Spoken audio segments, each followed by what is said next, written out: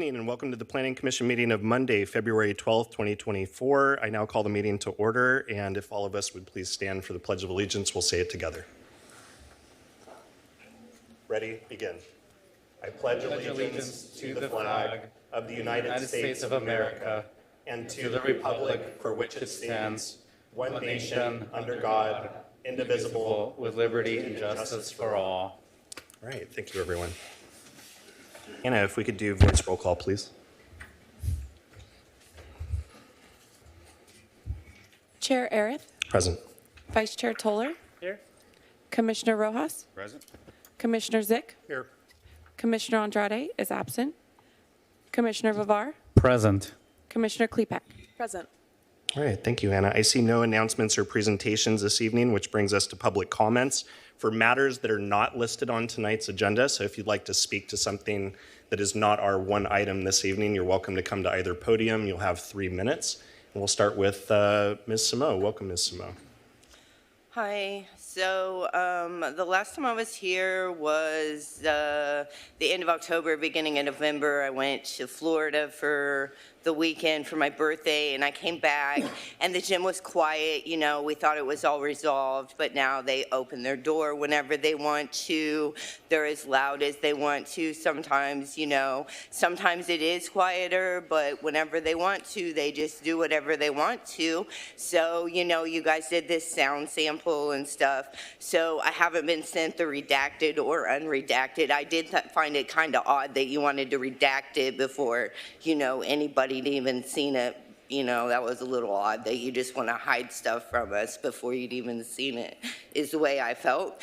But there's a couple other things I wanted to bring up, like these bicycle lanes that you guys are putting everywhere and these little green poles that you're putting up. They're probably not safe enough. You probably wanted like there's like metal cables that you can put there that will stop a car that won't even hit the bicycle. That would be a more logical option.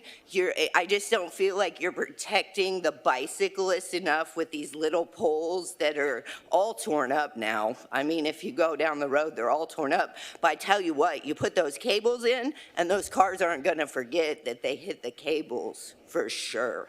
And then I did want to bring up that on the roads, we might want to upgrade the standards of the roads since more people drive electric cars, which are heavier cars. And so if you just keep on, you know, putting down the same standard of concrete, it's just going to keep on creating holes with the, you know, weight of the cars.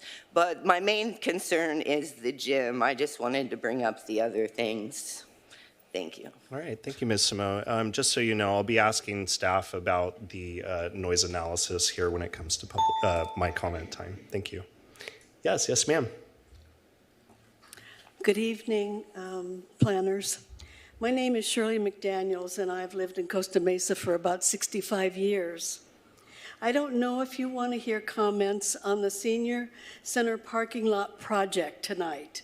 4 stories, 60 units. City Council canceled on February 6th regarding that, and they're resuming on February 20th. So if you feel like you either don't have enough information about that project yet, or you don't want to talk about it tonight or give me any answers, or you don't want to answer any questions, that's fine. I'll wait, go to City Council on the 20th, come back to you later. You have a full 3 minutes to talk about whatever you'd like. You got 2 minutes and 15 seconds. Okay. It seems as though the west side of Costa Mesa is always picked for entities that the east side doesn't want. We all know that. Parking is at a premium on the west side, and we cannot give up a large portion of our parking lot at the senior center. Also, during construction, with all the equipment and materials needed for the project, most of the parking lot would be used. How would we park then? Also, any possibility of closing the senior center temporarily is out of the question. Maybe the city or the senior center might say, gee, you know, with all the equipment laying around, we've got cement trucks and workers' trucks and all the materials for the building. Somebody could get hurt. But I think the project for Jamboree Housing Corporation is not to be considered, and I thank you for listening. All right, thank you, ma'am. Yes, ma'am. Welcome. Thank you. I'm Ida Wolf, and I'm here with the Senior Center also. And the name of the builders that want to come in are named Jamboree. We did listen to them in the Senior Center, but it doesn't make sense at all because they want to go, and they said they were going to get some of Smart and Final's parking lots, and I don't see Smart and Final giving up their parking lots, but spaces. So the best place for them to build is, I'll give them an alternative, is at the end of Jamboree before you cross Pacific Highway. All of that land going to where the oil wells are pumping, that's all Howard Hughes' property. Now, because I knew him, I flew with him. Now, Will O'Neill, the city took Howard Hughes' property and called it city property. Anyway, he wants to send all the homeless up here, and he wants Costa Mesa to take. He don't want anybody down in Newport if they don't have millions of dollars. And that is a good place for you to send him because they've got the bus routes, and there's no housing around, and they could put a city in down there and put thousands in. Thank you. All right, thank you, ma'am. Anyone else in chambers wish to speak to something that's not on this evening's agenda? All right, seeing none, Anna, we can go to Zoom, and I'll go ahead and mention that if anyone is on Zoom, please use the raised hand option, or if you're on telephone, you can hit *9 to unmute yourself. So Anna, we can start with Zoom. There's no one, Mr. Chairman. All right, how about telephone? No, there's not, Mr. Chairman. All right, thank you. I'll now close public comments, and we'll go on to Planning Commissioner comments and suggestions, starting with Commissioner Klepak. Nothing from me, thanks. All right. Commissioner Vivar. Yeah, I just wanted to thank everybody for being here tonight. How I wish that every meeting were this full. So,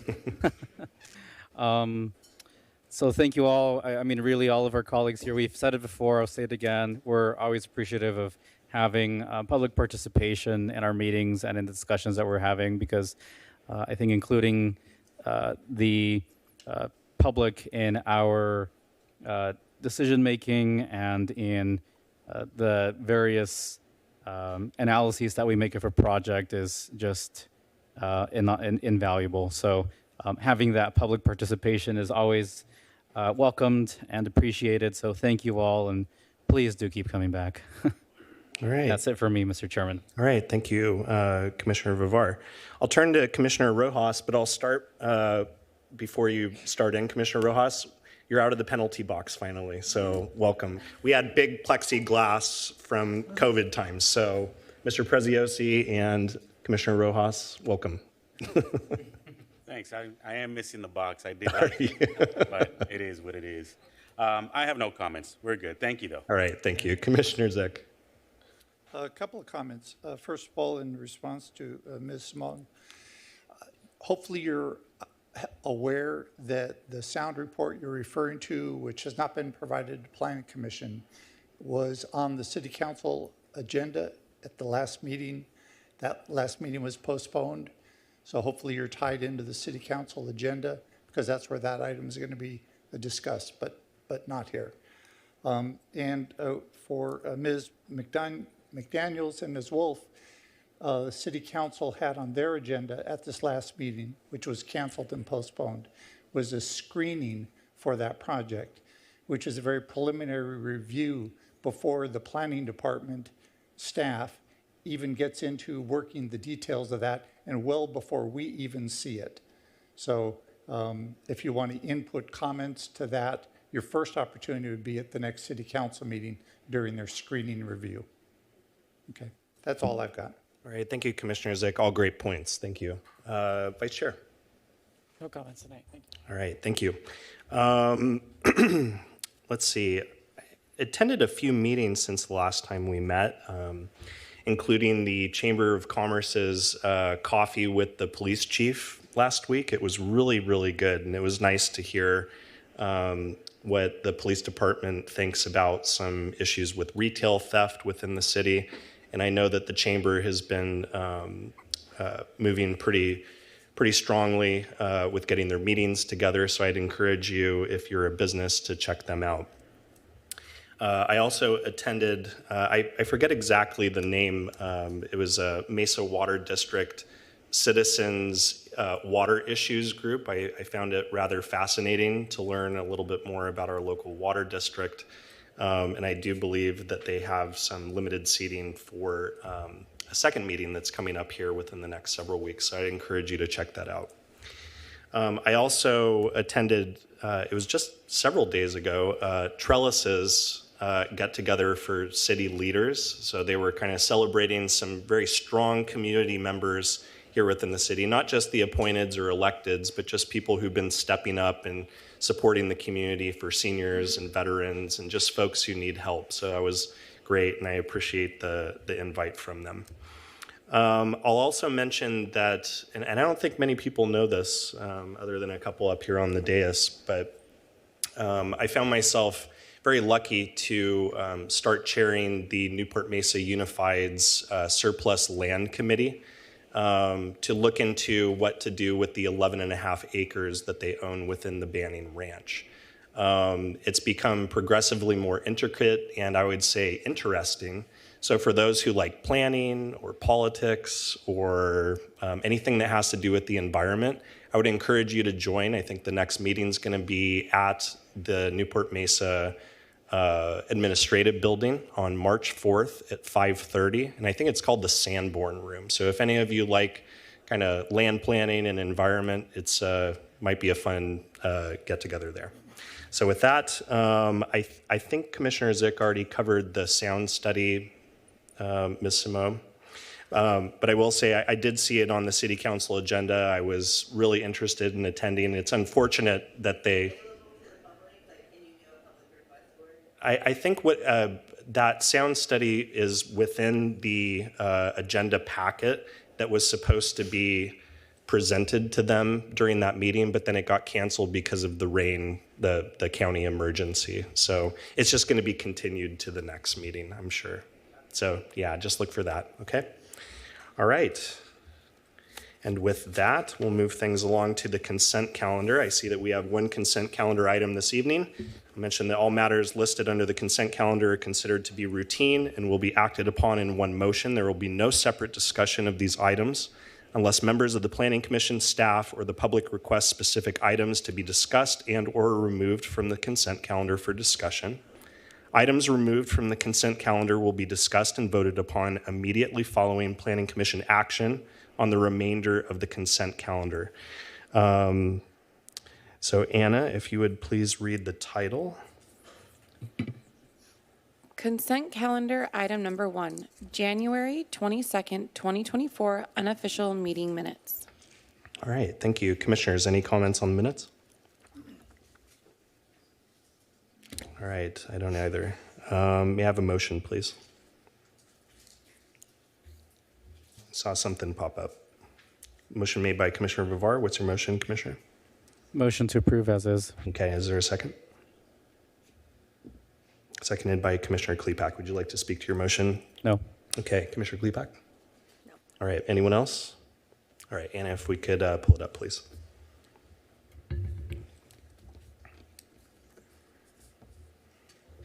That motion carries 6-0. All right, thank you, Anna. This brings us to our public hearing period of the meeting, and I see we have one public hearing item this evening, and if Anna, if you'd please read the title.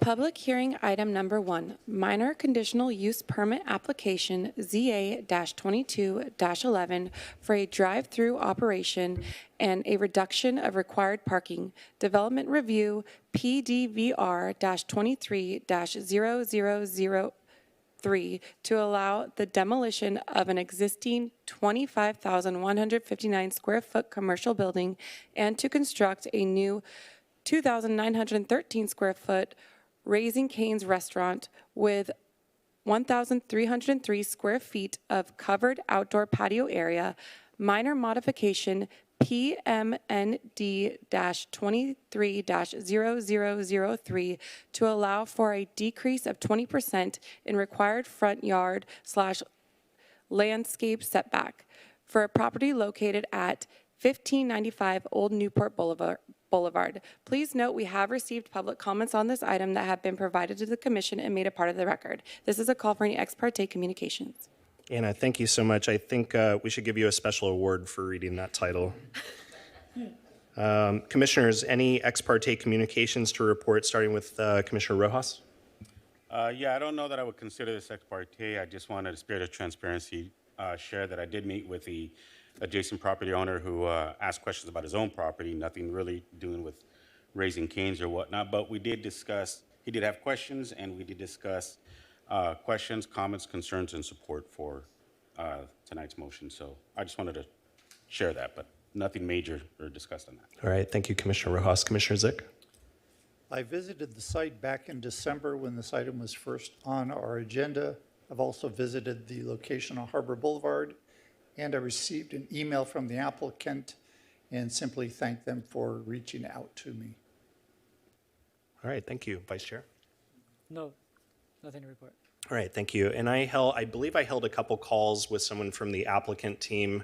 It must have been in December or early January on this particular item. And then I also placed a call to the Chamber of Commerce today for a quick chat. So that's all I have to report, and I'll now turn it over to Mr. Aldana to present the item. Mr. Aldana. Sir. Yes. I'm sorry. Also, Did I miss you, Commissioner myself Babar? and Commissioner Klepak.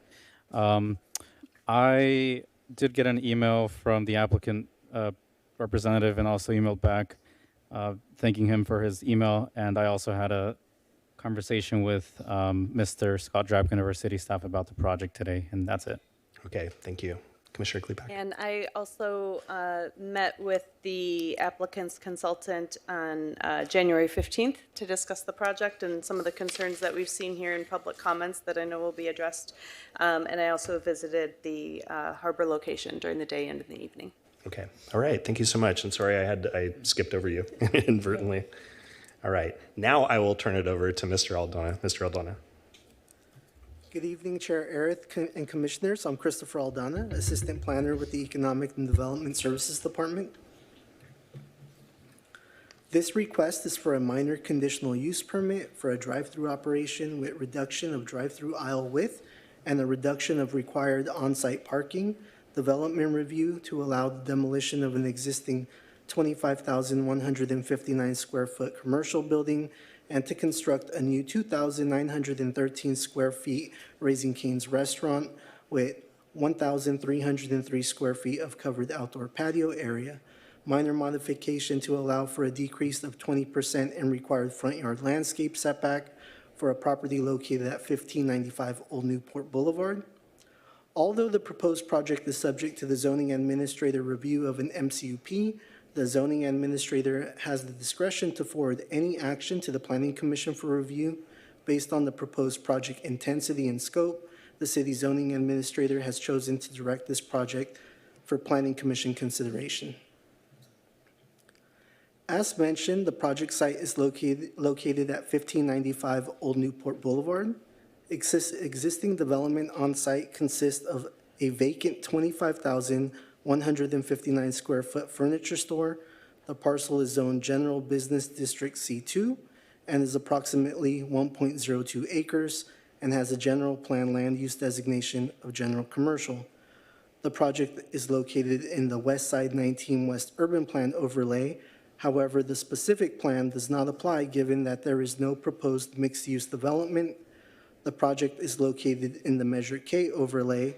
The applicant does not propose a Measure K project, instead has applied for a Raising Cane's fast food restaurant with drive-through, a use that requires an MCUP and is consistent with the C2 zoning designation and general plan, GC general plan land use designation.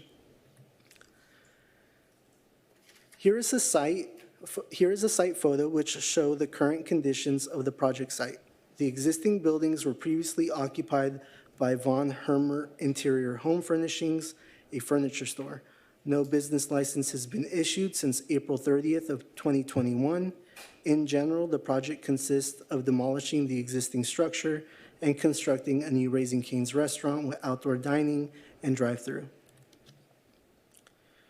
Here is a photo simulation of the proposed site along Old Newport Boulevard. Here is a photo simulation that highlights the landscape area along Old Newport Boulevard and the outdoor dining area located at the north end of the property. As shown on the site plan, the lot has a long frontage that wraps around East 16th Street and continues south parallel to Old Newport Boulevard. Within the image titled Site Plan Area Breakdown, the green areas highlight future landscape areas, the blue area highlights the proposed drive-through lanes, the orange area is the proposed Raising Cane's building, and the light violet areas north and south of the building are the outdoor dining areas. The purple highlighted area makes up the proposed parking. The maroon highlighted area located near the south property line is the proposed trash enclosure.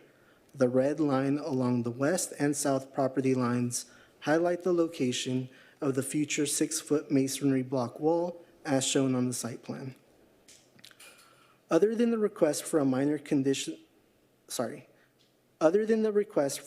modification so that a portion of the building may project 4 feet into the required front setback landscape area, the project complies with all setback requirements.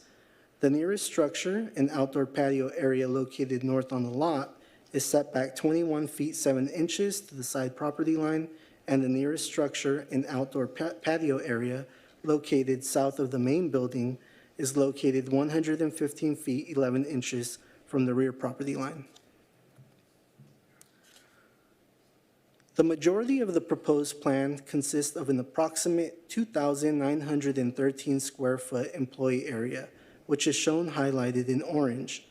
The area is back of house and is not accessible to the public.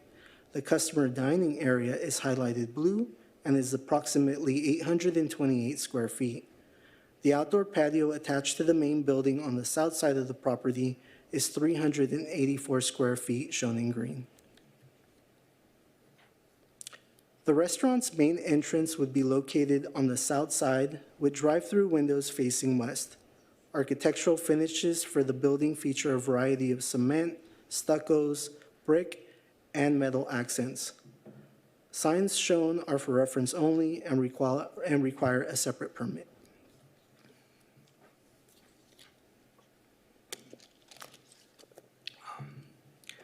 The applicant requests an MCUP to operate a drive-through lane in the General Business District C2 zone.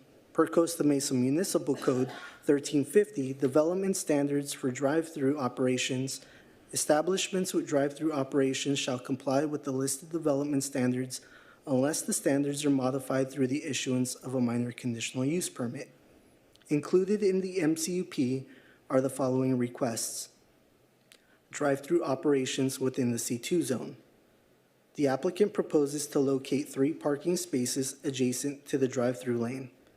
As mentioned in the staff report and per condition of approval number 37, the 3 parking stalls located at the drive-through exit shall be used as employee parking to avoid impacts on customer circulation. This will alleviate parking demand in more desired parking lot areas for customers. The applicant requests an adjusted reduction in the drive-through lane width from the required 11 feet to 10 feet. The single drive-through lane at the entrance measures 11 feet in width. However, when it splits into 2 lanes, the lane width would decrease to 10 feet. The decreased width is justified as Public Works does not see functional or operational issues with the request. Reduction of required parking. Costa Mesa Municipal Code Section 13-89.5 permits, with the approval of an MCUP, a reduction in required parking when it can be demonstrated that the city's non-residential parking standard will exceed the demand of the actual use. The applicant has submitted a traffic and parking study that evaluated the actual parking utilization and concluded that the project as designed is anticipated to have a surplus of 1 additional parking. The applicant is proposing to provide 34 parking spaces and 1 bike rack for a total of 35 spaces. The Costa Mesa Municipal Code allows for 1 bike rack to count towards 1 required vehicle parking space. Moreover, the applicant has agreed to provide 9 additional bike racks in a mix of short-term and long-term bike rack designs. To determine peak parking requirements for the site, the parking study evaluated empirical parking demand data from 2 local comparable Raising Cane restaurants located in cities of Costa Mesa and Laguna Hills. The surveyed restaurants contain 31 and 33 parking spaces, respectively. Data collection was taken at roughly 5-minute intervals at an 8-hour window between 11 a.m. to 7 p.m. on a typical weekday, Thursday, and a weekend day, Saturday, in February of 2023. If approved, any change in the operational characteristics will require an amendment to the minor conditional use permit. If parking shortages or other parking-related problems develop, condition of approval number 6 requires the business operator to institute appropriate operational measures necessary to minimize or eliminate the problem, including but not limited to reducing the operating hours of the business. The Costa Mesa Municipal Code requires development review for construction of new buildings in the C2 zone. The Costa Mesa Municipal Code Section 13-49 contains specific development standards for restaurants located within 200 feet of residentially zoned parcels. A 62-unit mobile home park, Seabreeze Villas, is located approximately 90 feet west of the project site. The mobile home park is located on a commercially zoned property that is considered legal nonconforming due to use. As stated in the report, these standards do not apply to the mobile home site because it is not residentially zoned. However, despite the mobile home park's commercially zoning, the project will generally comply with Costa Mesa Municipal Code Section 13-49 to ensure compatibility with the nearby residential use, with the exception of operating hours.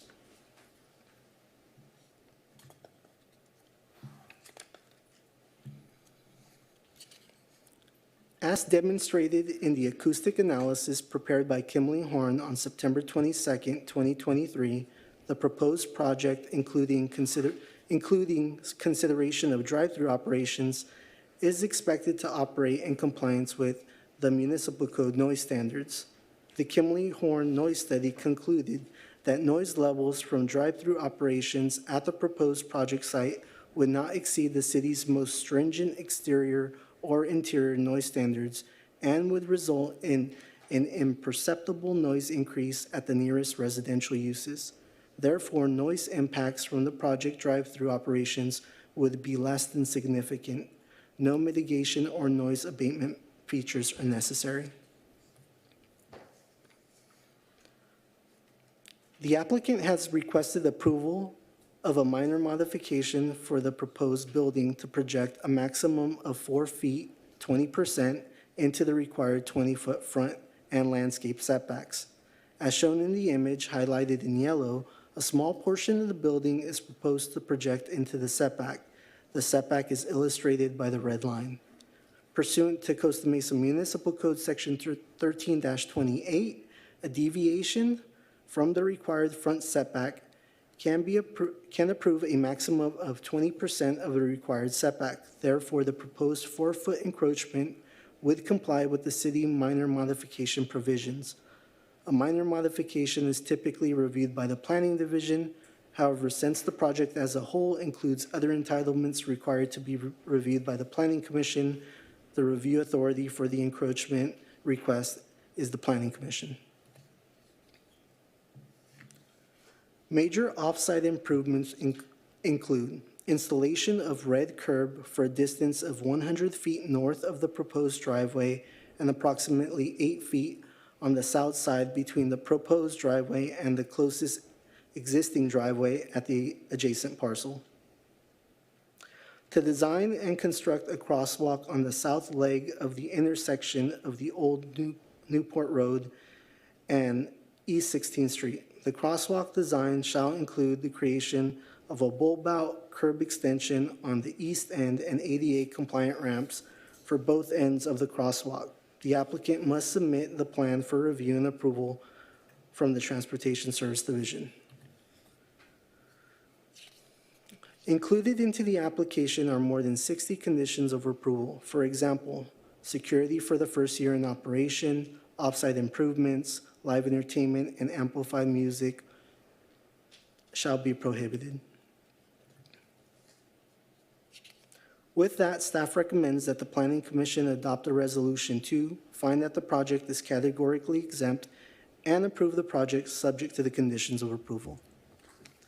This concludes the presentation, and I'm available to answer any questions. All right, thank you very much, Mr. Aldana. Colleagues, questions?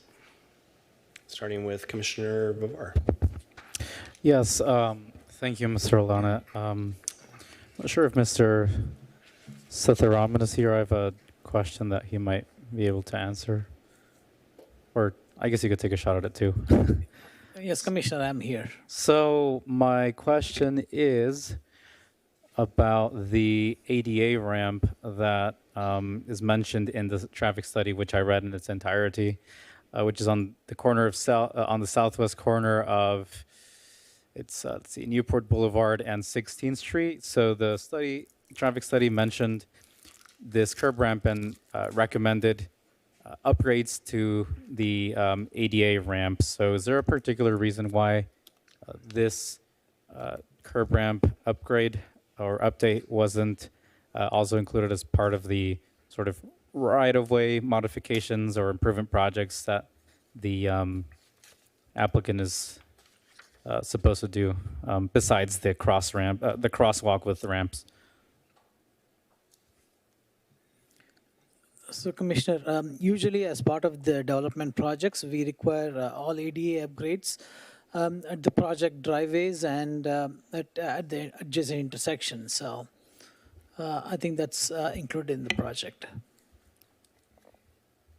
So we're talking about the ramp at the southwest corner of Newport and 16, so that is included in the project, you're saying? On the Commissioner, it's along the frontage road and the 16th intersection. Yes, it's included. Okay, great. So the queuing analysis and the traffic study mentioned that I guess the worst case scenario in terms of queuing would be 21 vehicles. So if we calculate each about 20 feet being a vehicle length, the queuing then would be 420 feet. So would you say that the property has a minimum of 420 feet of queuing space for the expected worst case scenario of queuing for the drive-through? So, Commissioner Vivar, yeah, the traffic study measured the queuing distance, and it has that availability within the site. Okay, perfect. And I think that's it for me, Mr. Chairman, and thank you, Mr. Sitharaman. All right, thank you, Commissioner Vivar. Commissioner Zick. Thank you, Mr. Saldana, for your presentation. If this development complied with every one of our guidelines and ordinances, it would still require an MCUP because of the drive-through. Is that correct? So the reduction in width is an additional requirement or request for which an MCUP would also be required. Is that correct? Correct. Okay. Mr. Setharaman, did you see this letter that had been sent in as part of public comment from Stacy Mason regarding traffic flow on Old Newport and 16th and Industrial Way? So, Commissioner Zick, that's the letter that came in today? Uh-huh. Yes, yes, I saw that. Have you had a chance to review the concerns that she expresses? Yes, I had a chance to look at it. Yes. Could you respond to the concerns? So Commissioner Jick and Planning Commissioners, I appreciate the letter that was sent. And I think there are some valid points raised. And looking at that letter and, we were thinking based on observed operations, we might recommend some of the improvements that are suggested in that. Like, for example, she suggested having a left turn at the intersection of 16th and the frontage road. That's one of the suggestions. And the other one is to have keep clear signs. I think those are good suggestions, and we'll look into that. Did you consider her concerns and her recommendations in light of what she anticipates to be additional traffic as a result of this application? Yes, it's based on what's being projected as part of this study. And so what actions are you taking? So, for example, we could have keep clear signs to allow for left turns off of Newport Frontage Road at both Industrial and at 16th Street. That's one of the suggestions. And I think other than that, I don't see any other issues.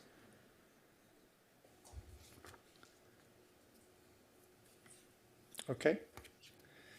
Mr. Saldana, you mentioned that this development is within 200 feet of Seabreeze, but that it is not zoned as residential, therefore there is no requirement for reduced hours of operation.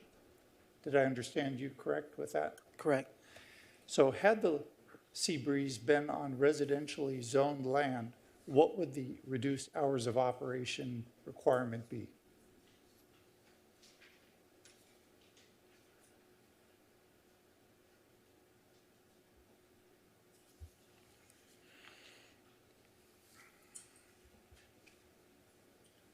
I could take a stab at that if you don't mind, Commissioner Zick.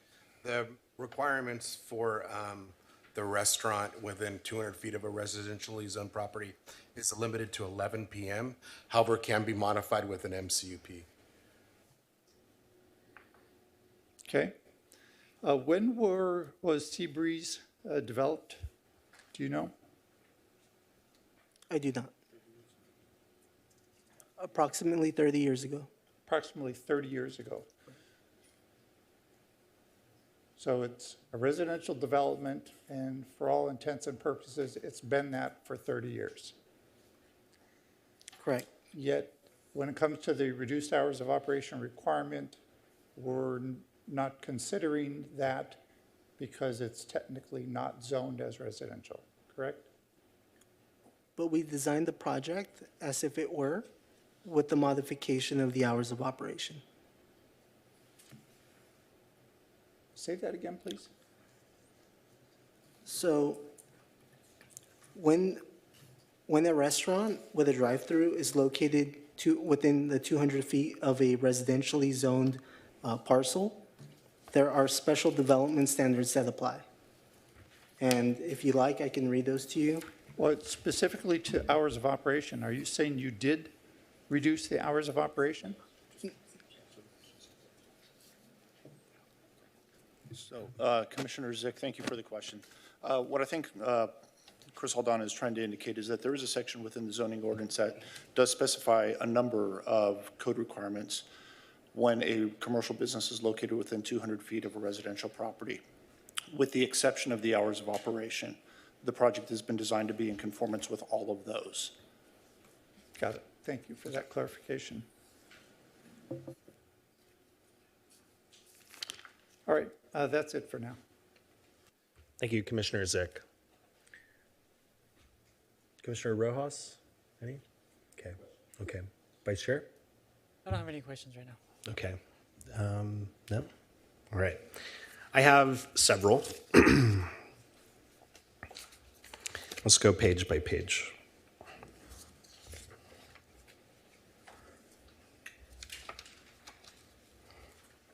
We turn to the top paragraph of page 4.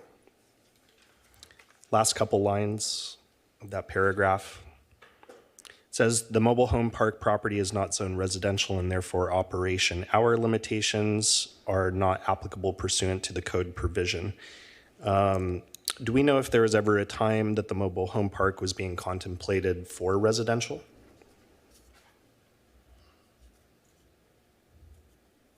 We do not. No? Okay.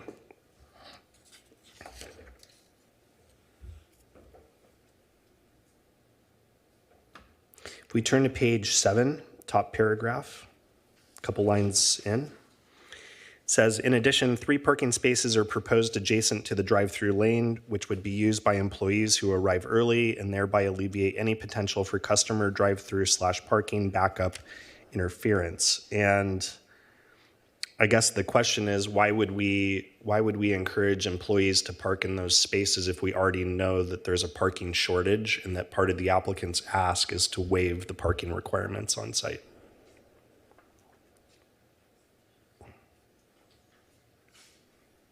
So there will be some parking that's dedicated for employee parking. And given the design, that would be the ideal parking for the employees who arrive early. They can park there, and then the staff would manage their exit. And it would allow the more desired parking for customers. Okay, I can see that. I guess since part of the ask here is to reduce the required parking, why would we encourage employees to occupy those spaces and not would-be patrons who will theoretically be short on spaces to begin with? So if I could take a stab at answering that question, Chair. I think number one, obviously, as Chris was just explaining, embedded in all of our parking ratios is going to be customer and employee parking. So that distribution of spaces assumes a certain percentage of on-site employees.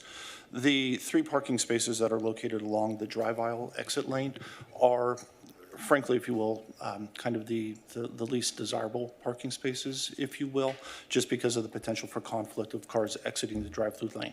So the thought process here was that if we assign those parking spaces specifically to employees, obviously the employee is the first one to arrive on the site. They would have to open up the business. They'd have to prep it for its operating hours. And that presumably that shift would carry that employee through at least the lunchtime rush, and that they would then be exiting the site perhaps in the early afternoon to midday hours when maybe there would be a decline in the amount of cars coming or exiting that drive-through lane, making it safer for them to exit. If we did preserve those spaces or require those spaces to be for customers only, you would see a much higher turnover. People would come in, they would want to park in those spaces. They probably go inside and dine for 20 to 30 minutes, and then those cars are constantly trying to back out and enter that space as cars are also exiting the drive-through lane. Much more dangerous situation. So we thought it was a much safer situation to reserve those exclusively for the on-site employees and limit the amount of conflict that would happen. Yeah, so. I think that makes sense in part. I appreciate that. Thank you. If we turn to page 9. It's the first full paragraph on the top. Last, let's see, it's the last couple sentences. It says, this might be Mr. Sethuraman, or Director Sethuraman question. It says data collection was taken at roughly 5-minute intervals over an 8-hour window, 11 a.m. to 7 p.m. on a typical weekday Thursday and a weekend day Saturday in February 2023. The surveyed restaurants contained 31 and 33 parking spaces respectively. My apologies. So if we also look at the information at the bottom of the page, last few sentences, it says the study concludes that the project would not exceed the city's acceptable traffic levels, provides adequate parking, and the restaurant and drive-through operations will not interfere with nearby traffic circulation. Then if we also look at the next page 10, what we see is that the level of service actually goes down on these streets, at least in a couple areas. If you look at intersection number 3 and 4, it goes from an A and B grade to a B and C grade respectively. With this particular project within the opening year cumulative conditions for the site. So what I'm wondering is, I guess in part, why was February used as a benchmark for this study and not peak summer hours like June or July or August, when we see a lot of people coming to and from the beach? Mr. Chairman, thanks for the question. So typically when traffic studies are done, we look at either spring or fall. We want to capture the typical conditions that are prevalent most of the time. And that's the standard that's followed. It's a standard industry-wide practice. Now, with respect to this particular site, yeah, I understand it is closer to the beach and there is more traffic on Newport Boulevard during summertime hours. But at this location, we feel that, one is we are located on a frontage road, which is not on main Newport Boulevard. And the other thing is we are located in the area of Newport that is less crowded than further up north. The area between, immediately south of where the freeway ends, 19th, and up to 17th is our most congested part of Newport Boulevard. That's where we see volumes in the range of almost 80 to 90,000 cars in that range in a daily basis. As you go south of 17th, it drops. The volumes on Newport are in the 55,000 range. So it's a lot more different, and that's because volume splits. It's traffic splits to Superior, 17th, and other streets, and it comes down to that level. And that's why you see the level of service that you see on these streets. It's pretty low. So even if we think about slightly higher conditions, it's not going to go anywhere near the level of service E and F, which are worse conditions. Up to D is something that is considered acceptable to Costa Mesa per our standards. So we have the cushion here. If there is any excess traffic, we can absorb that. So it follows a typical traffic study format.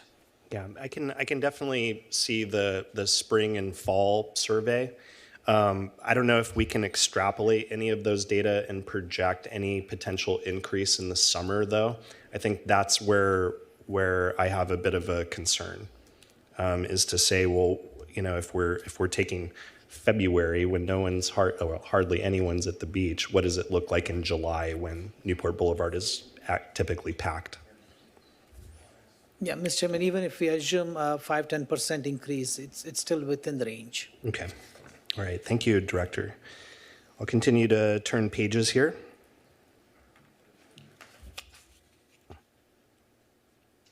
If we turn to page 13 under number 2, policy C-5.14, it discusses the traffic impact fee of being approximately $200,000, and that part of that money is, at least in theory, to be applied to a bus stop. Is there any particular bus stop that the city has on the next available on the list, or does this just go into a general traffic impact fee fund to be expended generally? So at this point, this is going to be in the general traffic impact fee fund. So if there are any improvements on Newport in the future, it could be used for that. Okay. And our traffic impact fees can be used for active transportation improvements per our city ordinance. So if there are any such improvements, these will apply. But they can be applied citywide, not just here. Okay. Thank you, Director Seth Rahman. Let's see here. If we turn to page 14, number 5, objective C-10A, which essentially discusses encouraging more people to walk and bike within the community. With the consistency finding from staff, it indicates that staff does not believe that this proposed restaurant with a drive-through that is primarily focused on vehicle trip demand is a land use that will foster community support for bicycling and walking. I was hoping to hear more from staff about this negative finding, if you will. Director Dropkin. Thanks, Chair. Really the reason for that policy was based on trying to provide the commission and the report, for that matter, a comprehensive review of all the policies that are really relate to the project. And this one seemed, although it wasn't a policy that would directly prohibit a project more or less to be approved, it was something that staff believed that should be cited for Planning Commission attention. So really was just for that purpose. Okay. All right, thank you, Director Dropkin. We go on to the next page, number 15. Under Costa Mesa Municipal Code Section 13-29, subsection E for review criteria, it discusses compatibility and harmony in relationship with the proposed building and the surrounding community. And under that bold heading, it says the proposed use is compatible and harmonious with developments in the same general area. And I guess I had further questions about what exactly does staff consider harmonious and compatible in this context? Why would a fast food restaurant be harmonious in an area that's otherwise devoid of it?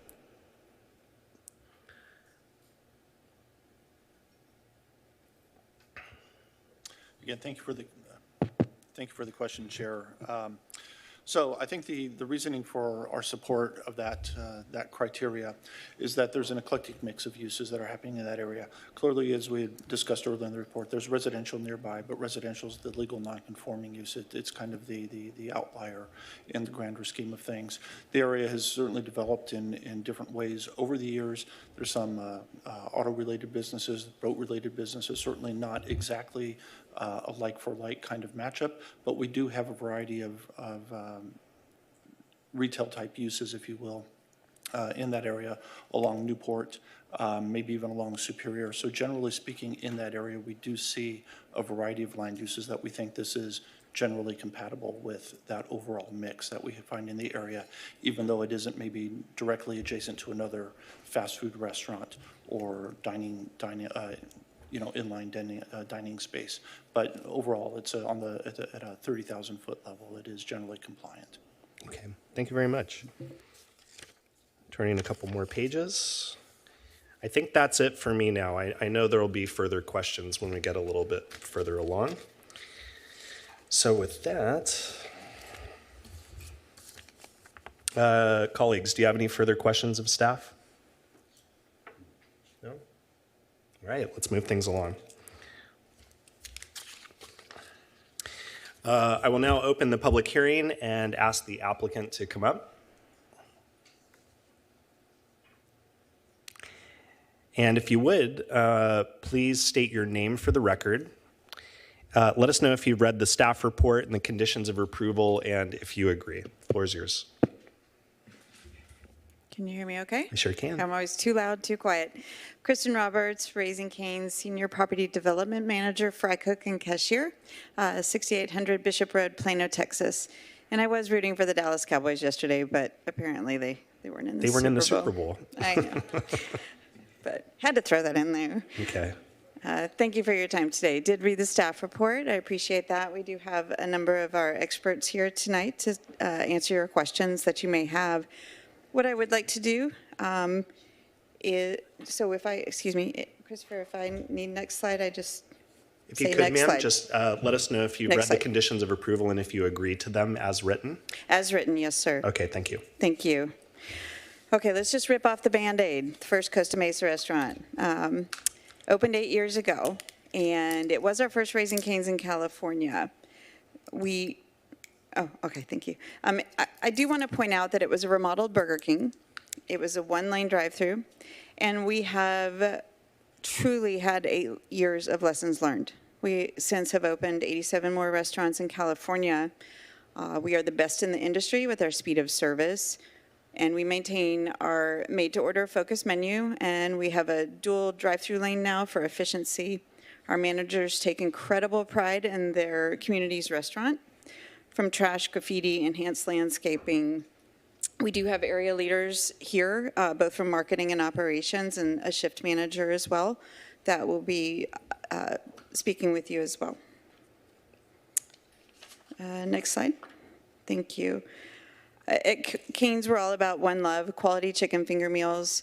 We're committed to serving the highest quality chicken finger meal as fast as we can in a friendly, clean environment, and best of all, having fun while we do it. Next slide. I do want to point this out. We have a focus menu. We know what you're going to order when you drive in, walk in, park. We see you walk. We have cameras all around the restaurant, in the kitchen, and where the managers and the crew can see. So we know when you're walking in, driving in, parking, and guess what? We know what you're going to order. So we start dropping bird as soon as we see folks walking in or parking. So we're ready, again, fresh to order. And we're ready to go with that speed of service. I do want to note the fresh squeezed lemonade. We have a very limited menu. I will say I have squeezed those lemons. We are all fry cooks and cashiers that work for Raising Cane's, every one of us. Whether you work in one of the support offices, out in the field, doesn't matter. Every year we get recertified as fry cooks and cashiers. I have squeezed the lemons, I've made the coleslaw, and I will say the crew puts me on toast pretty quick. They let me drop bird one time in the fryer, and then they throw me on the toast, but I'll take it. So we are very all invested in our company, and we truly enjoy it. It's a very, very fun company, and love working there. Next slide. Every community Cane's is part of, we have 6 areas of focus: education, feeding the hungry, active lifestyles, pet welfare, entrepreneurship, and my favorite, which is everything else. And I will say that we do donate a minimum of $2,000 before we open to a local organization in that community. Next slide. I am confident that over the years, in one way or another, whether it was yourself, your family, your friends, you have crossed paths with opportunities that Raising Cane's has provided and given back to the community. You can read the list here. I won't go through them all. I do want to point out Feeding the Hungry. In a 5-month window just last year, we donated over 420 meals to the Costa Mesa Bridge Shelter, and everything else is very substantial. Over 26 Costa Mesa events and organizations annually, including the Chamber, Friends of the Library, and City of Costa Mesa directly. Next slide. Next slide. Thank you. If you've been in the local Costa Mesa restaurant or any of our restaurants in California or around the country, you'll see the local input and marketing in each restaurant. Every single restaurant in every community is very individualized to that community. We get input from the community from our area leaders, who we do have here this evening. About 5 months prior to construction, that process starts. And I think you'll see that in the existing Costa Mesa, from the beach, surf, skate culture, and of course, the OC Fair. Next slide. Are you chicken enough? You can at Cane's. We have a very focused and exciting opportunity for anyone that does start working with us. I started with Cane's 8 years ago, in March, actually. I always say that I never knew where I wanted to work when I grew up until I started working here. I spent 20 years in the city government side in development. I've sat in these seats, and I just want to appreciate staff while I can. Christopher specifically has been by our side and really guided us and helped us create our development to what we know would be a win for Costa Mesa. Having been in those shoes, I've seen bad developments and good developments, and I was very impressed that we were encouraged and guided to turn this into a very good development. So we appreciate your time. I'm going to turn it over now to Jay, the property development manager for this site, and we'll go from there. Thank you again. Thank you, Kristen. Mr. Chair, my name is Jay Higgins, representing the applicant. I'm just going to talk really quickly about how we got to the design that is before you today for approval. If you could zoom in a little bit on your screen here, that site plan is what we started with. And we've been working on this project in earnest for about 3 years, submitting it about 2 years ago to the city. And after we submitted, staff chewed on it for a little bit. They said, why don't you meet us on the property? And so we met with city planning staff, and they said, we'd like you to really consider one of our general plan policies that was on the screen before with respect to commercial development, and our general plan really encourages commercial properties now to be pedestrian friendly. We're perhaps not the Costa Mesa of the 50s has seen a lot of auto-dominated land use patterns. We want this to be pedestrian-oriented, pedestrian-inviting, and we want you to take a look, another swing at this site plan. Make it attractive to people that are passing by Newport, make it attractive to people that might want to cross the street to get to your property, and noting that there's a lot of residential redevelopment to our west. How can people walk in through your property and enjoy some of the amenities that you're offering and really front the building on the property? So that's what we went back to the drawing board to do. It took us about 6 months to figure that out.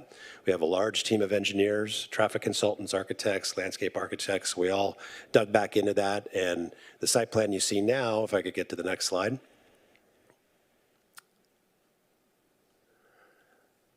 And it's what Christopher's already had out there, is a pedestrian-friendly design. One more slide, if you could.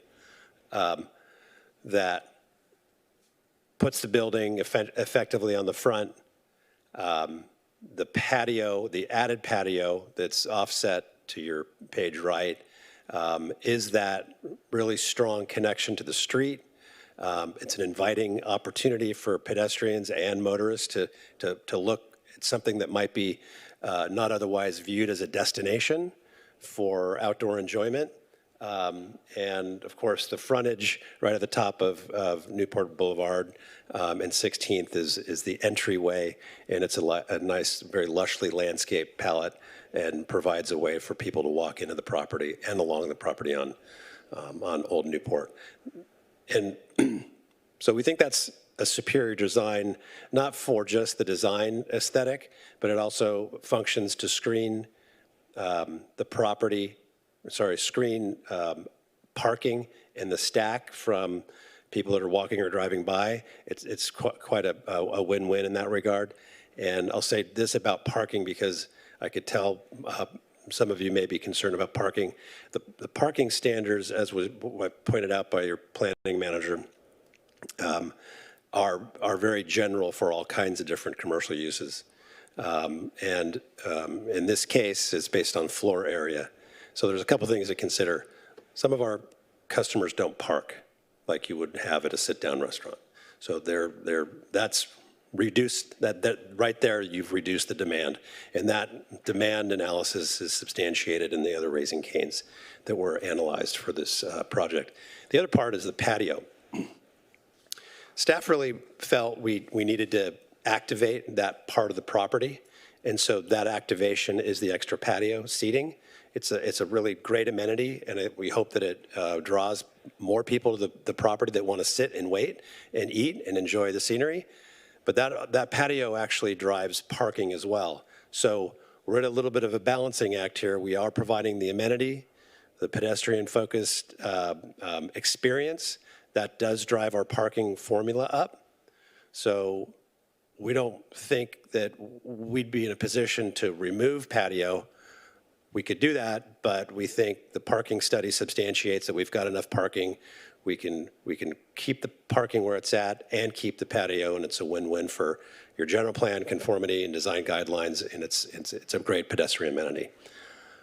That's all I have for the moment, but I know you all have questions, and I'd be remiss if I didn't introduce some of our team. We have several engineers, architects, like I said. I do want to call up part of our outreach team that went specifically to the villas twice, and he can tell you a little bit about that interaction. All right, thank you.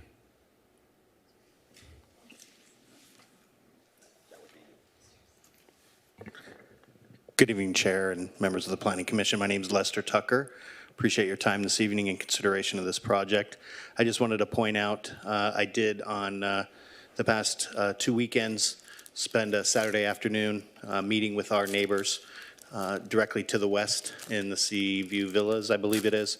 There's 60 homes there, knocked on every door, and spoke with a majority of the people who were home. I could tell you not one of them had any opposition to this project. I doubt that there's anybody here from there that would express opposition. If there is, I didn't get to meet with them, but widely excited and enthusiastic about the opportunity to clean up this corner. People are very concerned for their safety when they walk their dogs. They specifically said they don't even walk down this direction, particularly after dark, because they're in fear of the element out there. So they were looking forward to having a great, safe place to hang out and get some food, as well as seeing something happen on this corner. They really felt like it was a great project. We talked about the previous project that was proposed between this site and the Seaport Villas a bit. I think it was a use that they didn't necessarily think was compatible in this area in terms of having a CBD store or whatever it was. So there was a little bit of confusion there, but I did provide all the details of the project as well as information on the city website where they could download all the reports and some graphics and some other things. So widely encouraged from our neighbors. Glad to answer any questions. Thank you. All right, thank you. Okay, so Mr. Chair, we know you have questions, and so we'd respectfully like to save a little bit of time after public comment, and maybe that's when you could ask some questions, but we're here now too. Well, you know what? It's the next on my to-do list is to ask my colleagues if they have any questions of you. Is that okay? Yeah. All right, colleagues. Commissioner Zick. Thank you. You showed and discussed a preliminary concept for the development at that site. My question about that concept, and I don't know how far you got into the analysis and design of that configuration, but did you meet the city's parking requirements with that configuration? We did, but that was before we had the extra patio seating. And did you also have a drive-through? I'm assuming you did, correct? Drive-through, yes, and the part, if you want to flip back to that, Mr. Aldana, that might be helpful. Well, my question is, were the aisle widths 11 feet in that concept? That's a good question. I'd like to get back to you on that. Okay, and what about the landscape? Did you meet the landscape setback in that concept? Yes, I believe we did, but again. So in attempting to please staff in redesigning the site, you now have these deviations and reduction requests, correct? I wouldn't say that. I'd say we're trying to accomplish more robustly what the general plan and your land use element calls for. Again, the previous plan didn't have the patio. The patio area drives parking, and then trees are driven by your parks. So the more parking you have, the more trees you need. So if we don't have the patio, we don't need the parking, we don't need as many trees. But that's where we're at right now with this balance, which is fundamentally substantiated by the actual parking demand for our restaurants. We don't need that because a lot of our customers don't park. So that's the whole foundation.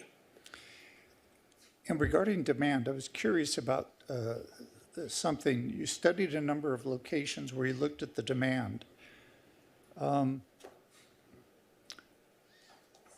What I understood from the report is that the orange location was excluded because customers park at a nearby retail center. And so that would have skewed the demand. So you didn't include that site, correct? Perhaps, but through the chair, Commissioner Zick, that was the city's traffic consultant. So it might be best for them to address that question, if you don't mind. Okay, and then Laguna location, that has a huge parking lot that's adjacent to your restaurant, so that wouldn't be a good example for what your expected demand would be. Through the chair, we didn't have any input on the scope of that. That was solely between city staff and Stantec. So, okay. Now, what if we're wrong about demand? Collectively, your analysis and our expectation of it. What if we're wrong and there's more demand for parking than you're providing? What is your thought about dealing with that? It's a good question. If you look at the site plan, we have what's counted in our queue, and then we have area behind other cars in the parking lot that from a practical standpoint, holds more cars on the property. So we do have more than what is required by our own analysis. We don't like to count it because if it's not moving fast enough or it's clogged, then people can't get into their parking spaces. That's infrequent. So we also have conditions of approval to perform and to keep traffic control moving and not backed up in the street. Part of our program is to put employees in the parking lot with tablets. That's not something a lot of drive-through operators do. We do it. It's handy because they can take orders and they can physically get people off their phones that may be not paying attention and move the cars up through the queue.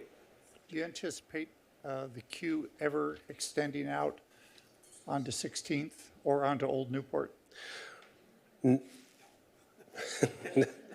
He's going to take over, but no, we do not anticipate that. And what if it did? Well, what would you do about that condition if it occurred? Our staff would come out and wave people into the parking lot. Okay, all right, thank you. I'm going to go. Is that all, Commissioner Zick? My name is Keith Rutherford. I'm with Stantec Consulting Services. We're the consultant to the city, the traffic consultant. And just hitting on the last point, we did the queuing analysis, and based on the prototype sites and statistical analysis, the 95th percent queue fits completely on the site. There's basically no statistical probability that a queue would extend out onto the street off the site. So that would be a very rare, it's statistically insignificant. It doesn't happen. And if it did happen, it would be so spontaneous and instantaneous that it would just clear practically as it was formed. But there's no statistical probability that that would occur.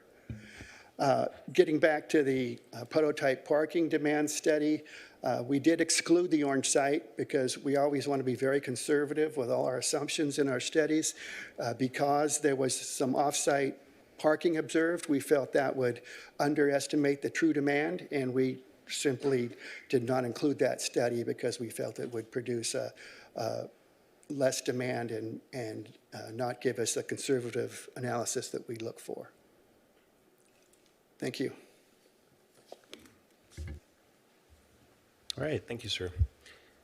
Commissioner Rojas. Yeah, I just wanted to address what you were talking about a minute ago. It seems like you're caught in a catch-22 situation where we're talking about, and I don't know if this is the correct question to ask you. I'm trying to understand it myself. Where we talk about we have a request to increase pedestrian traffic, so we create a patio for people that are going to stay, but our main goal is to have traffic circulating. But then by creating this patio space, we remove some potential parking spots. Now we're out of compliance in that piece. It seems like you're trying to decrease traffic, but increasing foot traffic and increasing seating areas, and yet reducing parking at the same time. So I just kind of want to see what that is. It seems like it's just a little vortex going on there, and I wanted to see what your thoughts were on that scenario. Welcome to my world. In terms of meeting or exceeding all of the land use objectives and standards and all of California cities' planning documents, it can be complicated, and it can be, ultimately, it's a choice. So we think because we don't have the parking demand substantiated by a third party that we didn't control, and the the basic fundamentals is that the reason we don't have that demand is because a lot of our customers don't park. But we have, and it was an interesting conversation we had on site with staff. They said, we want you to make this more pedestrian, more of a pedestrian destination. And we looked around, and it's not exactly that right now because of the way the freeways is used, and the volumes are heavy. But that's not planning, okay? Just reacting that way is not looking at what the long-term goal is of a city and creating an opportunity that might be a little bit of a pedestrian island for some point, But in the near future, with redevelopment nearby and more rooftops nearby, that foundation will be there now for people that want to bike and walk over in the future. Certainly in the immediate neighborhood that already exists. There's no sidewalks, but we have one. So we're going to try to start to create that pattern now. And that's where we're at. Understood. Thank you. Thank you, Commissioner Rojas. Is it all? Okay. All right. Commissioner Vivar. All right. So you have reiterated many times that your project is supposed to be more pedestrian and bicycle friendly.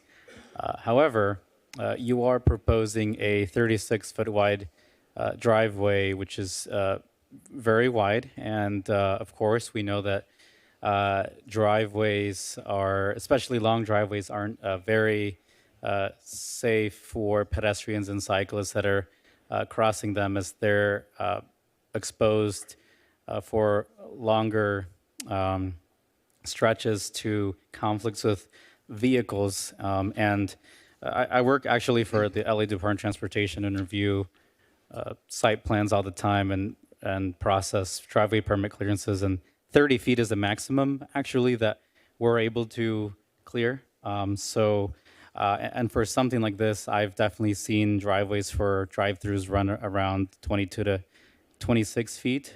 So is there a particular reason that you're proposing such a wide driveway, and how do you square that with your goal to be more pedestrian and bicycle-oriented? It's a good question. I'm being told that that's the city standard for that width of that driveway. I can point out, though, that our previous site plan included 3 access points. So the total of all 3 of those access points were way in excess of 36 feet. Now we have 1. So I think it's a balancing act in terms of less is more. And if you focus all of the incoming and outgoing traffic into 1 point of access onto the property instead of 2 or 3, that's an engineered solution. Well, while I agree that having less driveways is better, and which is something we also try to do at LADOT, I still don't see how you square that, again, your pedestrian and bicycle-oriented ideas with such a wide driveway. Is there a particular reason that you're still going so wide, even if, for whatever reason, the city standard does let you go that high? Commissioner Vivar, I'm going to hand this over to my colleague Hannah, who's our civil engineer. Thanks, Jay. Nice speaking with you guys. I think ultimately the intent of that driveway, and Jay mentioned it, it's the only point of access, egress, and ingress to the site. So having it a little bit bigger allows for a little bit more of that traffic to easily flow in and out. As far as pedestrian and bike safety goes, I'm sure that Canes would be amicable to, signage, and then also during peak hour, as Jay mentioned, there's crew members who are directing traffic and mitigating that. So, if there is, issues around pedestrian safety, I'm sure that could be mitigated operationally with, signage and other crew members helping with that. So if we were to use signage, what MUTCD signs would you propose using? I know in the past we've used like flashing beacon signs just to warn cars that this is a pedestrian and bike crossing. Obviously, it's pretty standard if you're driving vehicles to understand when you're exiting a driveway to look for that. But if you're, mid-bite in your chicken finger or just really excited to go home, it can be a little, distracting. So yeah, we've used flashing beacon signs. We've used rumble strips just to kind of warn folks that they're entering an area where there may be a pedestrian. Right. So I think if you're versed in traffic, I'm sure you do know that as well, that studies have shown that wider driveways basically lend themselves to vehicles entering in those driveways at higher speeds, as you could, just basically easily swing into the driveway as opposed to making sure to maneuver around an exiting vehicle, for example. Mm-hmm. So what, I'm still not understanding what the argument is for proposing 36 feet rather than say 24 or 25 feet, or even 30 feet for that matter. Because I guarantee that a driveway of that size can still handle the traffic flow. So traffic flows it doesn't really matter the width of the driveway in this case, as long as it's obviously wide enough for two-way operations, which again, anywhere between 24 to 26 feet would be. Commissioner Vivar, we're willing to tighten that or shorten that distance and would be fine with the condition of approval to the satisfaction of your Public Works Director that we shrink that, with the basis being a higher degree of pedestrian safety across that, what you're calling a wide driveway approach. We appreciate that. I think we can put that into, we have a lot more work to go to after tonight, assuming we're approved through your building department, grading department, and would be happy to chase that at that time. So you would, if I may, Commissioner Vivar, I think yes, maybe we can turn briefly to Mr. Yang right, to weigh in. Mr. Yang. So Commissioner Vivar, so for our typical city standards, the wing of the driveway is typically maximum for a commercial driveway of 26 feet. Now, not the wing, the apron. The apron of the driveway is typically maximum of 26 feet. Right. So I guess a case two driveway, right? Yes. So you're saying the maximum is 26 feet? For our city standard, yes. That's just for the apron. So you're saying that tonight the driveway being proposed is 10 feet above the city standard? Right. Okay. So it's a non-standard driveway per what we're seeing here. I see. Thank you, Mr. Yang, for clarifying that. And applicant, I hope you took note of that. Regarding the traffic study as well, again, it mentioned recommendation to have secure bicycle parking on site. So are you going to be doing that, and how?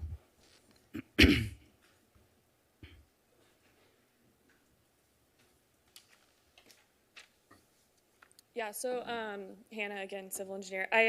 We do have long-term secure bicycle parking for longer-term use. So for employees that want to lock their bike, if they've got an e-bike or something that they're, more cautious about, and they don't want to just hook it with a typical bike lock on a U locker, they can actually store their bike longer-term safely and have it in a safe locker for their use.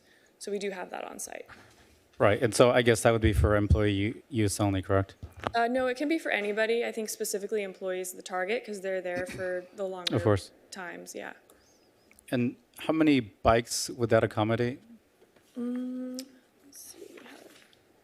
I think we had 10 total. Yeah, 10 plus 1. So 11? Yeah. Okay, all right. And I guess these could be in the form of sort of like bike lockers, right? Something like that? Correct, yeah.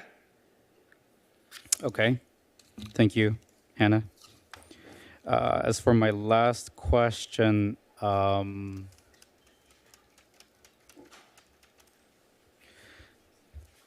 what is the argument being put forward for basically trying to convince us to allow for the 3 a.m. closing time rather than the 11 p.m. closing time that would otherwise be permitted near residential areas? Well, Commissioner Vivar, appreciate the discussion, and in the public record, there's sort of an allegation that we skipped over something, or we didn't treat that property correctly under the code. We did go to the property to talk to people about the project. They appeared supportive. The ambient noise here at this location is obviously a factor. We don't see a lot of noise mitigation required in any of our projects unless we're immediately adjacent to a residence. the fact is, the ambient noise here and the low volume speakers and the way the speakers are directed, and the fact that when we're out taking orders frequently, they're face to face. They're not through a menu board because we have people in the parking lot taking orders right there at their window. So for your other Costa Mesa location, what's your closing time for that one? Fun Harbor? That varies between two. Well, I'm going to give you one of our operations directors, Blake Maggard. Good evening. Thanks for having us. So Costa Mesa, our operating hours are Sunday through Wednesday till 2 a.m. and then Thursday, Friday, Saturday till 3:30. And that's the location 3150 Harbor Boulevard. Right. And so I guess for this one, you want to do, what's it, 3:30, 7 days a week? 3 o'clock? No, the planned hours are what was just discussed. So the same thing as your other Costa Mesa location on Harbor? Correct. Okay. And is that your typical running time for your other locations? I didn't look them up, the orange one and the one in Laguna Niguel. Yes, that's correct. There are some one-offs, but most of our restaurants are open until 2 and then 3:30, and most of our California locations.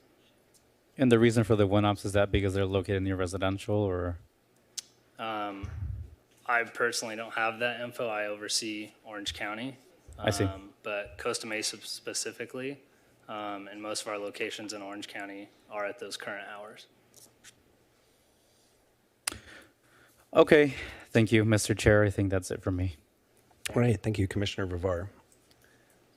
Commissioner Zick. Yeah, just a question. This is really more for staff on this hours of operation. I am not seeing it in the conditions of approval. I saw it in your staff report about the 2 a.m. I'm not finding it. If you could direct me to where that is. I see that security has to be there till 3 a.m. I see that the patio has to be closed after 11 p.m., but I'm not seeing anything else.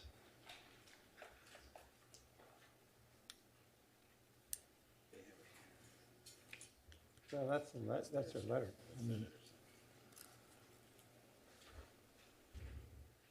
Commissioner Zick, it's not in there because as it's not located in your residentially zoned property, the limited hours of operation do not apply. So just to follow up on that, Commissioner Zick, should the item be approved tonight, we can amend the conditions of approval to reflect the hours approved by the Planning Commission. I appreciate that, and I know we could certainly do that as part of our decision-making, but lack of our doing that, what the city is granting is 24-hour operation, if they wanted to? No, I think as it stands right now, your initial point is correct, that the conditions of approval do not reflect the hours listed in the staff report. It should. We're happy to, if the Planning Commission approves the item tonight, we're happy to make the amendment to the conditions of approval to reflect those in the staff report. However, if the commission in their wisdom decides to change the hours, we're happy to accept that and reflect that in the conditions as well. I appreciate that clarification. Could you tell me if there are reduced hours of operation? Maybe this is for the applicant.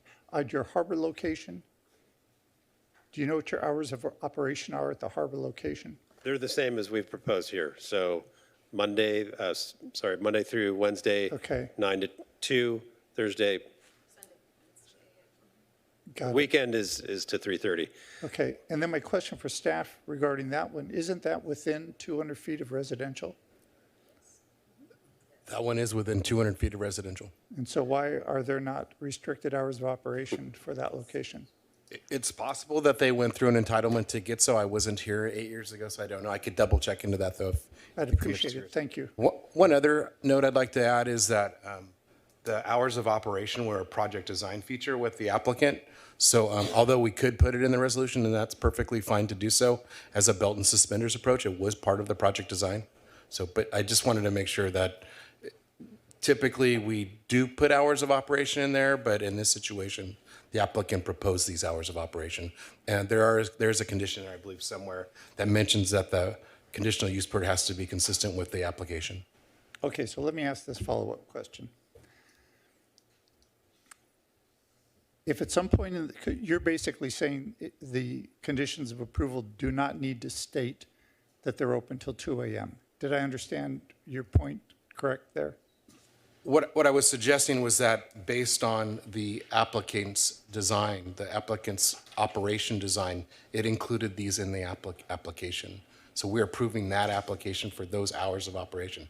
If they wanted to modify those hours of operation, they would have to go back through entitlement to do so. So if 6 months from now they were open till 4 a.m. and a resident was concerned about that, looked up at this item and looked at the conditions of approval, they wouldn't find it there. If they consulted the municipal code, would they find it there? How would they know that the restaurant could not be open till 4 a.m.? It is written very clearly in the staff report, but I will mention that having it in the resolution is a good way to make sure that that is not a lost sight of a condition or a requirement. Appreciate it. Thank you. Thank you, Commissioner Zick. Who have we not gotten to yet? Commissioner Klepak? I'm good. Are you? I think all my questions have been addressed. Thank you. Okay, thanks. Vice Chair. Hi. The frontage road on where most of the frontage is, that landscaping in front, that has kind of another sidewalk, like on private property, and that kind of snakes through your own landscaping. Can you tell me about that? I mean, maybe some of it's a question for staff, but I'm wondering, we have a required 20-foot landscape setback, right? And some of that is occupied by kind of a secondary sidewalk with certain points where a pedestrian can get to. I don't know if that was just a kind of thrown in the renderings as a design, or a lot of that's real intentional. And it's intentional, Commissioner Toller, that we bring pedestrians into the property. So just a convenience factor, ease of connecting people that are walking around the corner to get to the patio area and into the front of the restaurant, so they don't have to walk all the way down past the building and then in through the driveway. Right.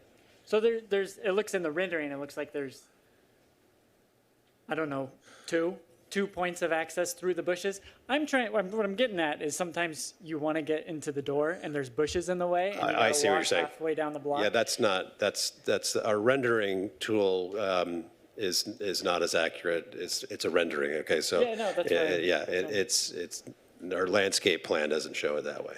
Okay. So yeah, you're talking about the meandering. I'm walk, talking I about understand. somebody wanting to get in and having to get across the bushes. That's like a common condition that pedestrians have to run into sometimes. I understand that. Yeah. Okay. Okay, so that's in the plans that we have. That's those points of access through the landscaping is. You should have a landscape plan there. Yes. Okay.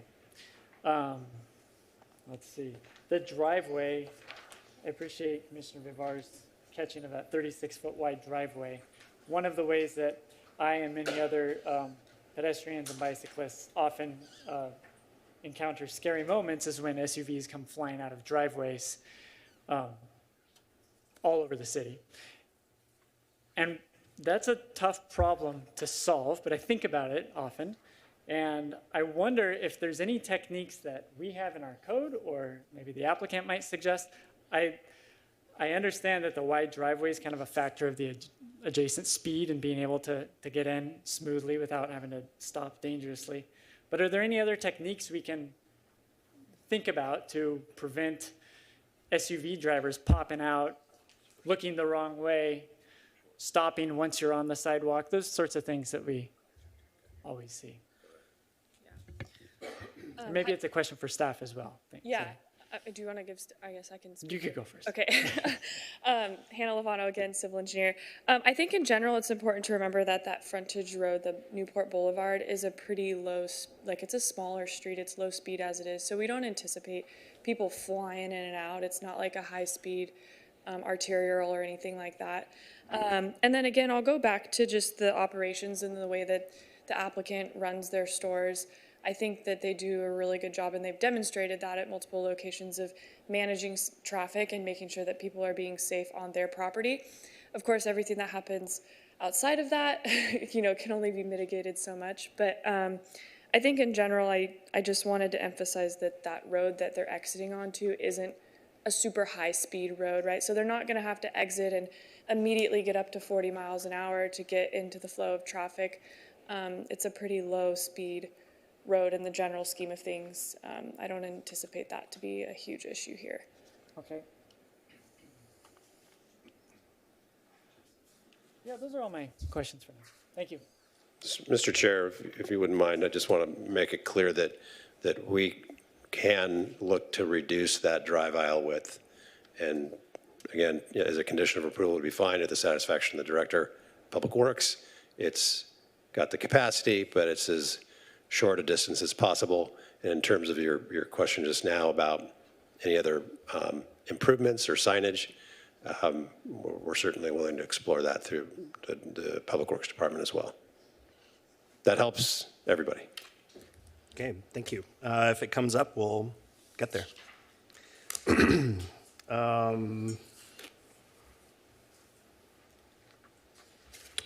think I'm the last one to go.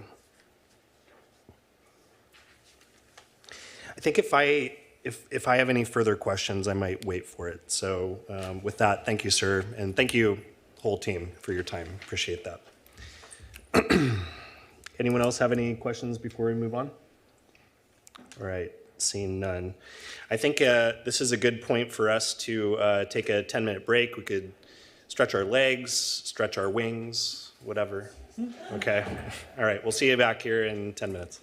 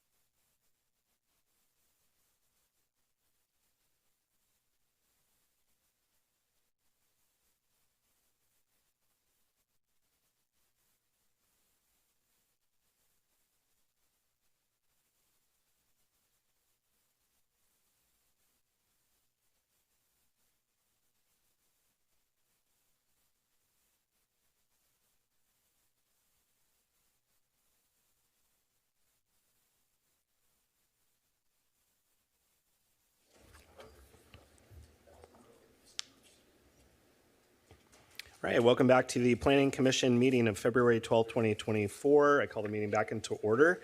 We'll move on to public comments. So if anyone in chambers wishes to speak to this item, you're welcome to come to either podium and you'll have 3 minutes to speak, after which we'll move on to Zoom and telephone from there. So yes, sir, you're first up. Good evening, Planning Commission. My name is Patrick Powers. I'm a visitor and guest in the city of Costa Mesa with frequency. I frequent that area of Costa Mesa, often over at the Hoag Hospital, and know that there's a lot of guests and visitors of that hospital that would benefit from this particular business. I appreciate the dialogue that's gone on tonight and the consideration for the parking, the egress, and safety. I think it's important to consider that this business in particular is a drive-through business as its primary focus, as well as an employer that is very large on home delivery of their food items, such as Grubhub. So some of the consideration of the needs for space for parking, while it is very important, as our community changes, our needs will change as well. I think the comments from staff regarding public accessibility are good and valid. I hope those same comments are within the plan, as opposed to just a recommendation from staff off the cuff, so that a business can do its proper planning process and only have to design the layout once and not have to come back and make continued changes. It appears as though they've already gone through this process for over 2 years, and I'm very hopeful that a positive outcome and a vote to approve will be the outcome here tonight. Thank you very much. All right, thank you, Mr. Powers. For anyone who's kind of queuing up just on one side, if we could have half of y'all go over to that side. One side isn't for or against or anything. It's, you know. We can just to help facilitate things. So thank you. Already on the queue. Yes, sir. You're up. Good evening. Thank you. My name is Greg Kelly. I'm the owner of the property immediately adjacent to the proposed property. We're at 1555 Newport Boulevard, where the boat dealership is. And for the record, I like Raisins Cane's. I like chicken. I'm all in favor of, for business owners, property owners, and their rights to develop their property. However, what has been submitted, I don't think is compatible with the other businesses and the residences in the area. And let me address those. First off, the safety of the intersection that's right out in front of the proposed property at East 16th Street and Newport Boulevard. Actually, there's 3 intersections there. There's Old Newport on the east side, there's Old Newport on the west side, and there's Newport Boulevard. The traffic study completely ignored the 2 stop signs on Old Newport on the east side. So what they have is they had the stop sign and a driveway coming out of that Ducati property identified, and it was analyzed by itself. And then Newport Boulevard, the traffic signal was analyzed, and the east side, Old Newport, was completely ignored. And what is appropriate for a traffic study, in my opinion, is those 3 streets, those 3 intersections should be analyzed as one intersection, because the cars do not progress through East 16th Street until the signal allows them to. It's not controlled by stop signs. It's the signal that controls all 3 of those intersections. Second item, the design that was submitted for parking in the drive-through, I don't think it's a great design. The traffic issues there, you have the people leaving the traffic queue to leave the property have to cross over the incoming cars. Having cars cross through makes, they have to either wait to get a gap or somehow get through there, which doesn't seem to be a great design. And the restricted parking is going to be a problem. My concern is that people that have called in their orders and are going to be there for a mobile pickup, they're going to come park on my property, because they're not going to wait through a queue to get onto the Raising Cane's property. They're not going to wait for a parking spot to open up. They're going to park right in front of my property, which is maybe, I don't know, 20 feet away from their driveway. Commercial Way is a private street. I pay for the cleaning, I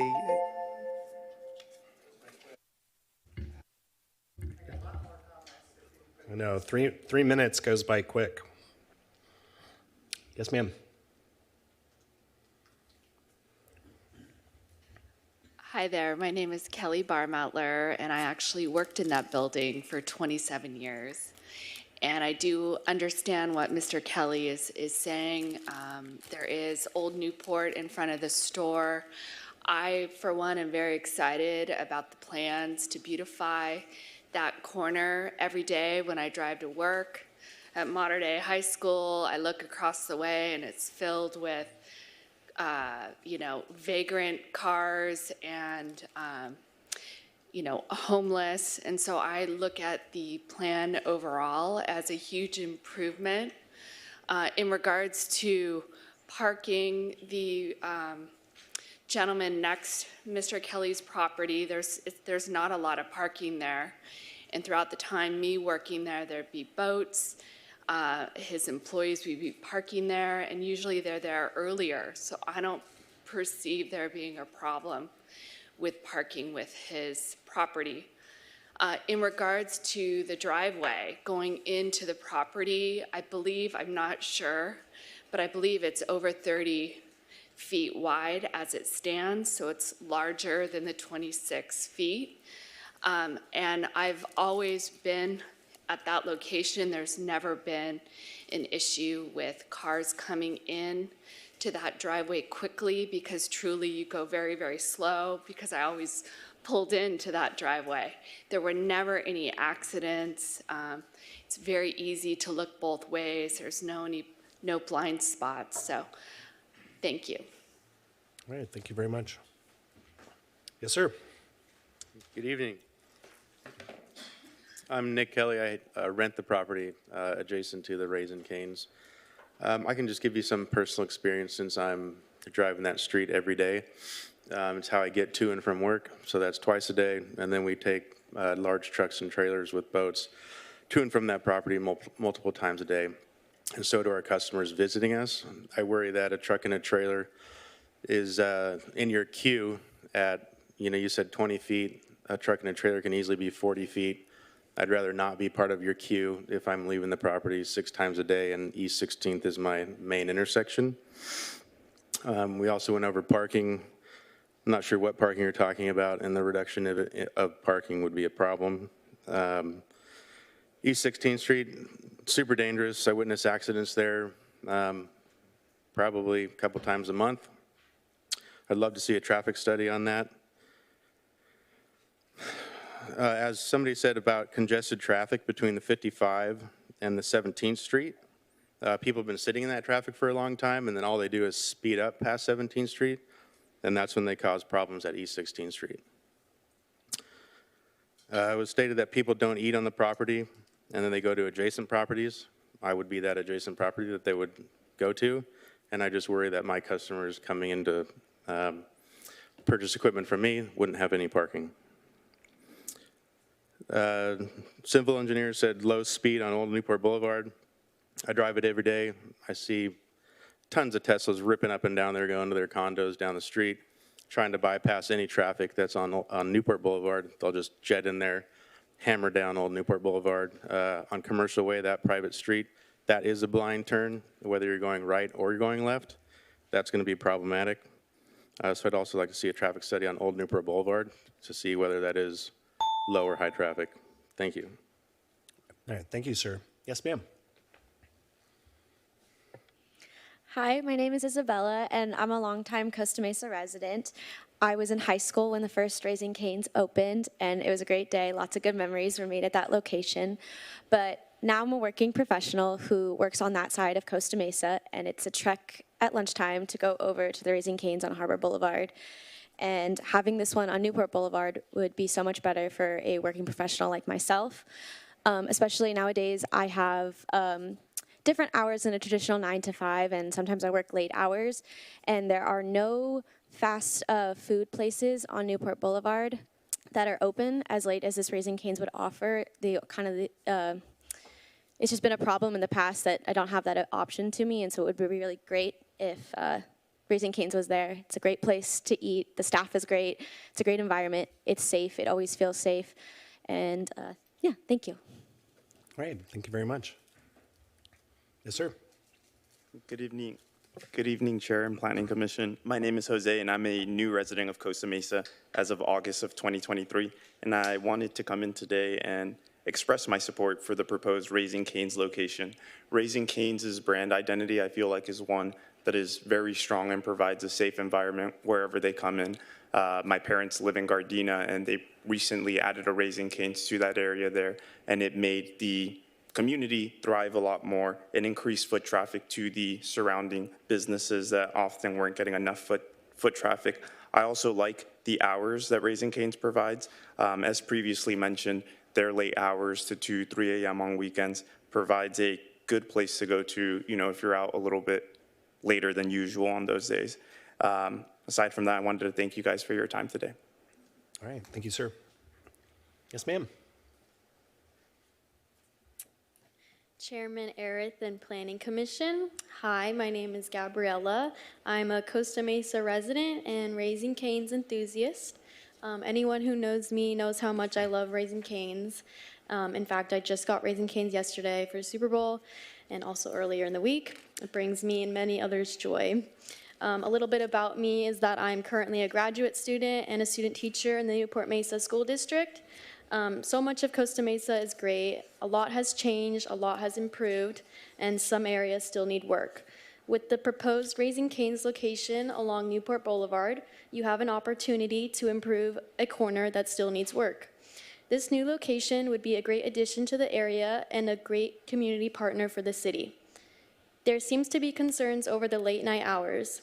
As someone who is working and going to school, late night dining is something I appreciate. Additionally, when you wonder who is eating late at night, it's me and many other people my age who enjoy late night dining after a night out. I also have friends who work at Hogue and regularly complain about the lack of dining options when they get off work late. Currently, the only option is the 24-hour Del Taco on 17th, which is also less than 200 feet from residential. I hope you consider the wants and needs of this community, and please approve the Raising Cane's and keep the late night hours. Thank you for your time. Right, thank you, and good luck in grad school. Thank you. Yes, ma'am. Good evening. My name is Antonia Kors, and I live in Costa Mesa, and I work on the west side. I'm here tonight to urge you to approve the Raising Cane's. I work on the west side, and the evolution of this part of Costa Mesa is taking place. Our habits and routines will also be shifting. It is unfair to compare a brand new proposal that has the up-to-date planning, market trends, and customer preferences to older existing similar uses. This use is a perfect addition to the west side of Costa Mesa. Given that it is alongside Newport Boulevard, the location could not be any better.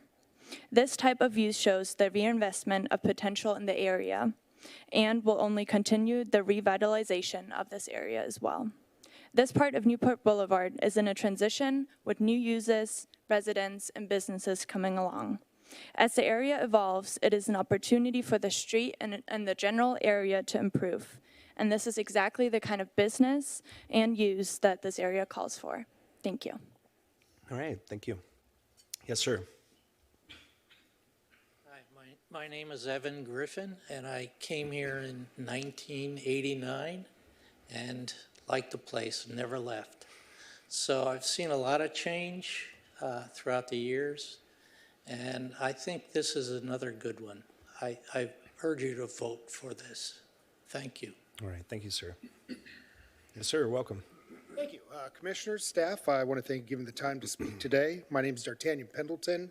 Actually live in Newport Beach, just down the street from the proposed Raising Cane's. And I'm really representing my wife because she's a huge fan of it. And I spend a lot of my time driving up to the harbor one in Costa Mesa. And I literally drive by this location every day when I'd go into from work. And I think have the opportunity of it opening here, it would actually let us to e-bike there because we spend most of our time e-biking around Costa Mesa.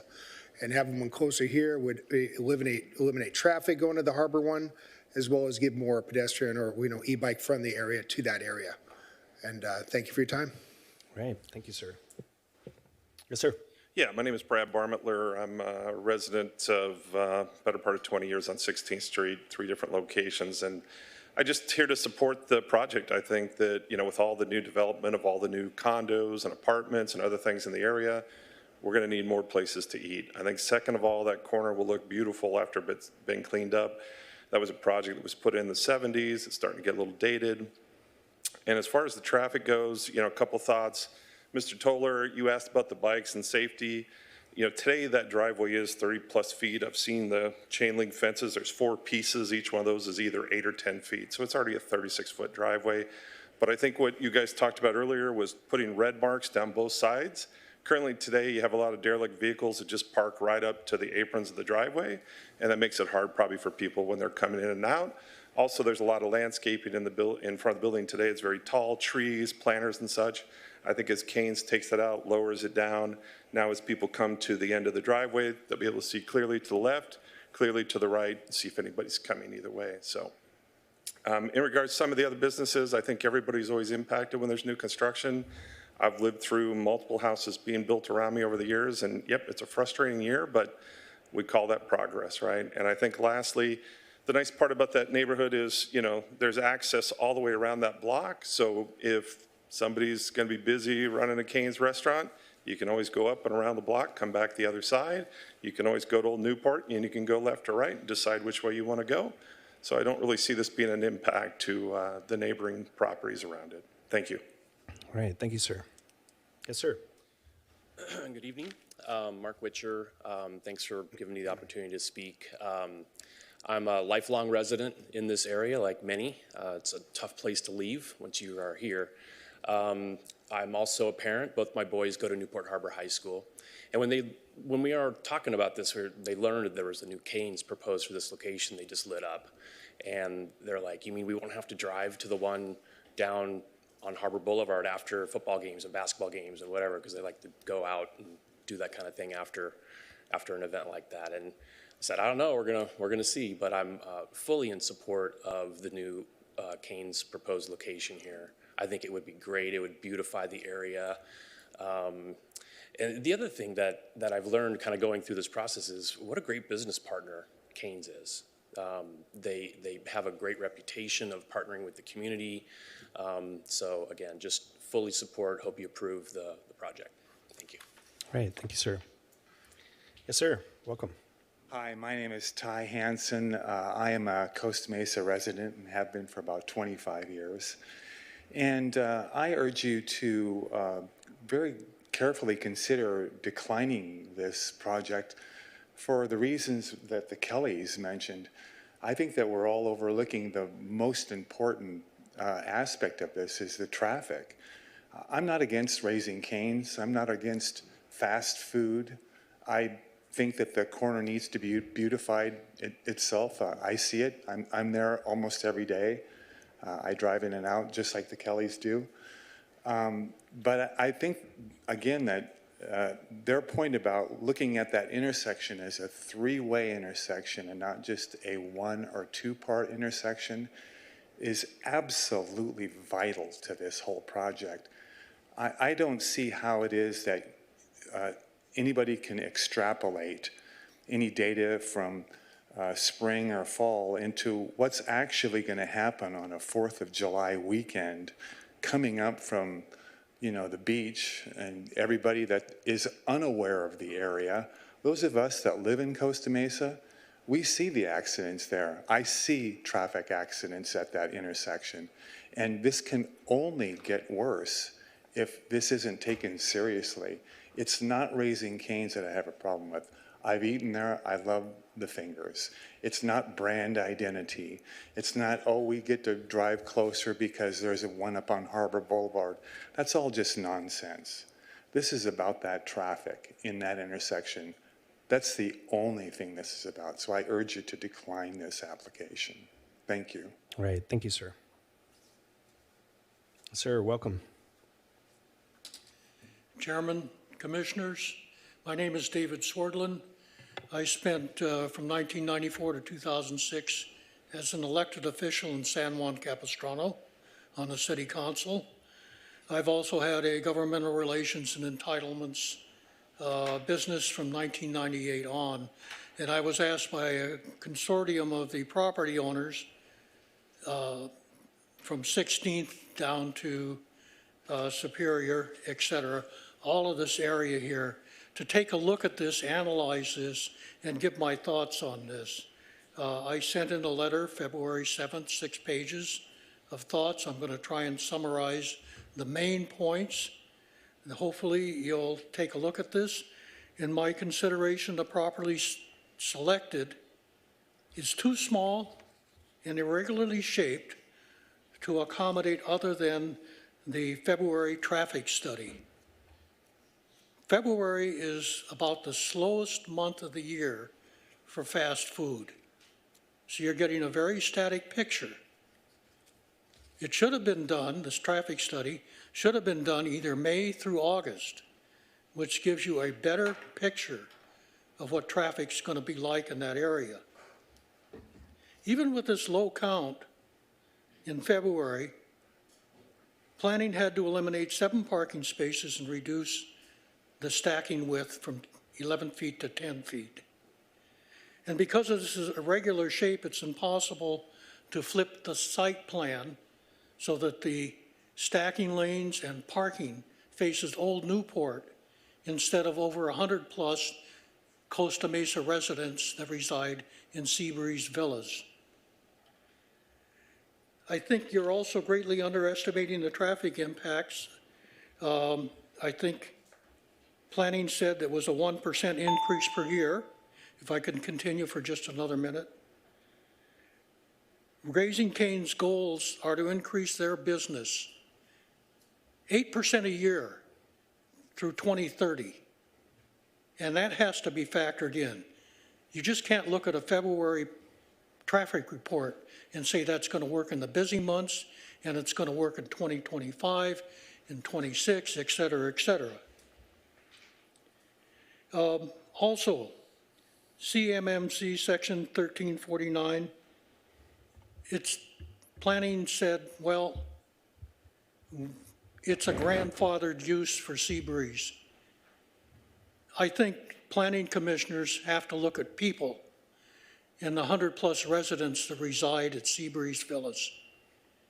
I think they shouldn't suffer the impacts of this that they're not told about by Raising Cane. Thank you, sir.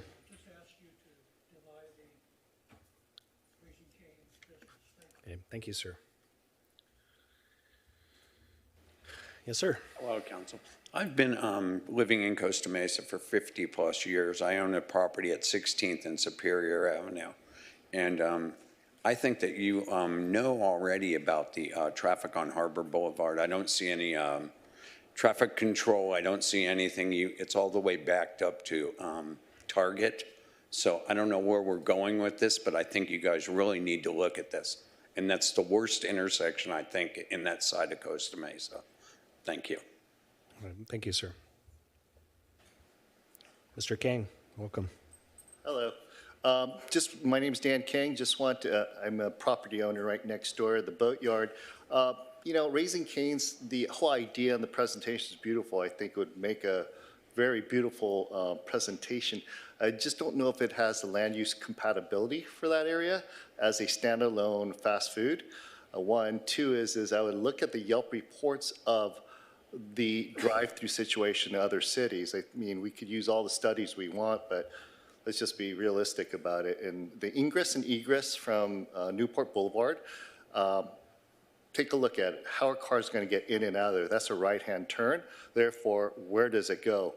I can't point it on the screen, but from Newport Boulevard into that old Newport, going south on Newport, you're going to line up in there. So are we going to have 16th Street as ingress to that right turn into Old Newport to get to their traffic? And then as they exit out on the egress side, then that means they're coming out the other side. So I just don't see how that old Newport is going to be able to handle that traffic. But I would say, let's just use common sense of history that we have with the other Raising Cane's and how they're going to address it. And if this does get approved, I would recommend at least a temporary permit, just like they did in Burbank, to see if this actually works. And if it doesn't, then they'll have to deal with it. All right, thank you, sir. Does anyone? Yes. Welcome. Good evening, Commissioners. My name is Steve Schweimer. I represent Seabreeze Villas, a 60-space mobile home park and home to over 100 residents. Although grandfathered in commercial zoning, it has always been a residential use property, and its residents should be availed all of the protections of the general plan. It is a well-maintained and managed park of older homes with thin walls and single-pane windows, occupied by mostly lower-income residents. Our residents cherish the peace and tranquility of their environment. However, the proposed development by Raising Cane, consisting of parking facilities, vehicle stacking lanes, service windows, poses a significant threat to this tranquility.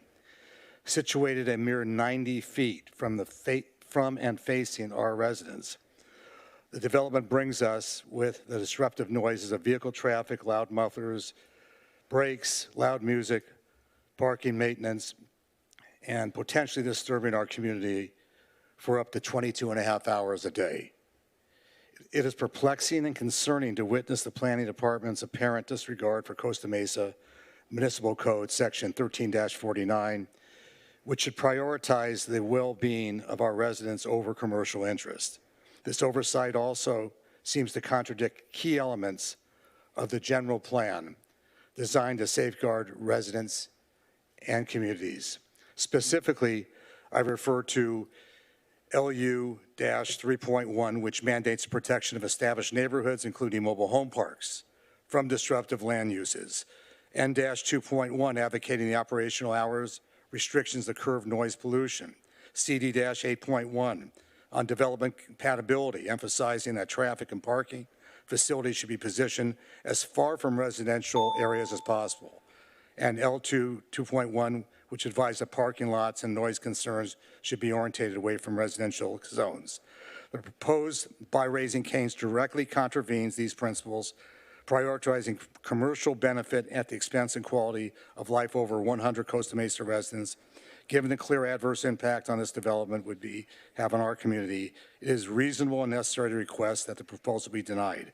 I urge you, the commissioners, to consider the real human impact of this development and to uphold the values and protections enshrined in our general plan. Thank you for your time and consideration and the well-being of our residents. Good evening. All right, thank you, sir.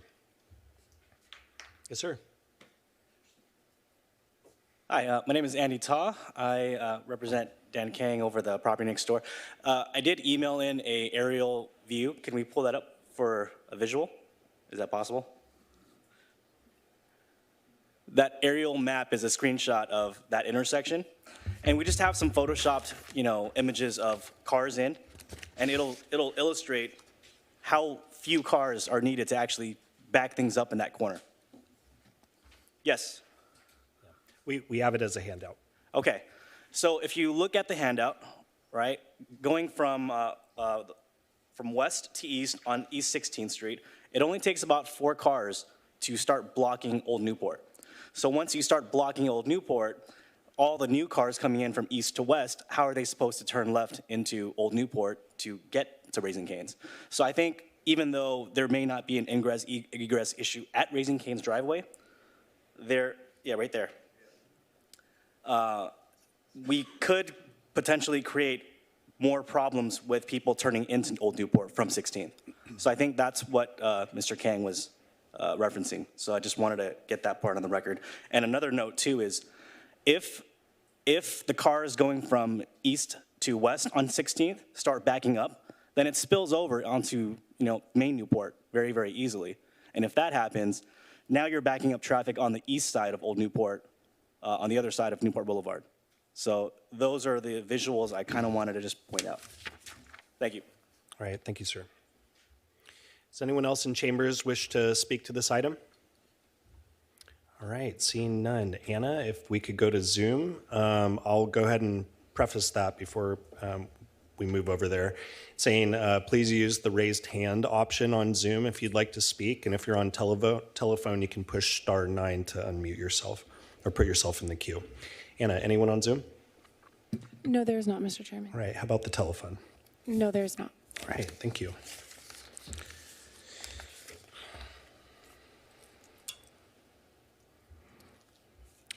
I'll go ahead and close the public comment portion of the public hearing and ask my colleagues if you have any further questions for the applicant. All right, seeing none. If the applicant or the team want to come up and make some closing remarks, you're certainly welcome to. Thank you, Mr. Chair. A lot of good conversation. A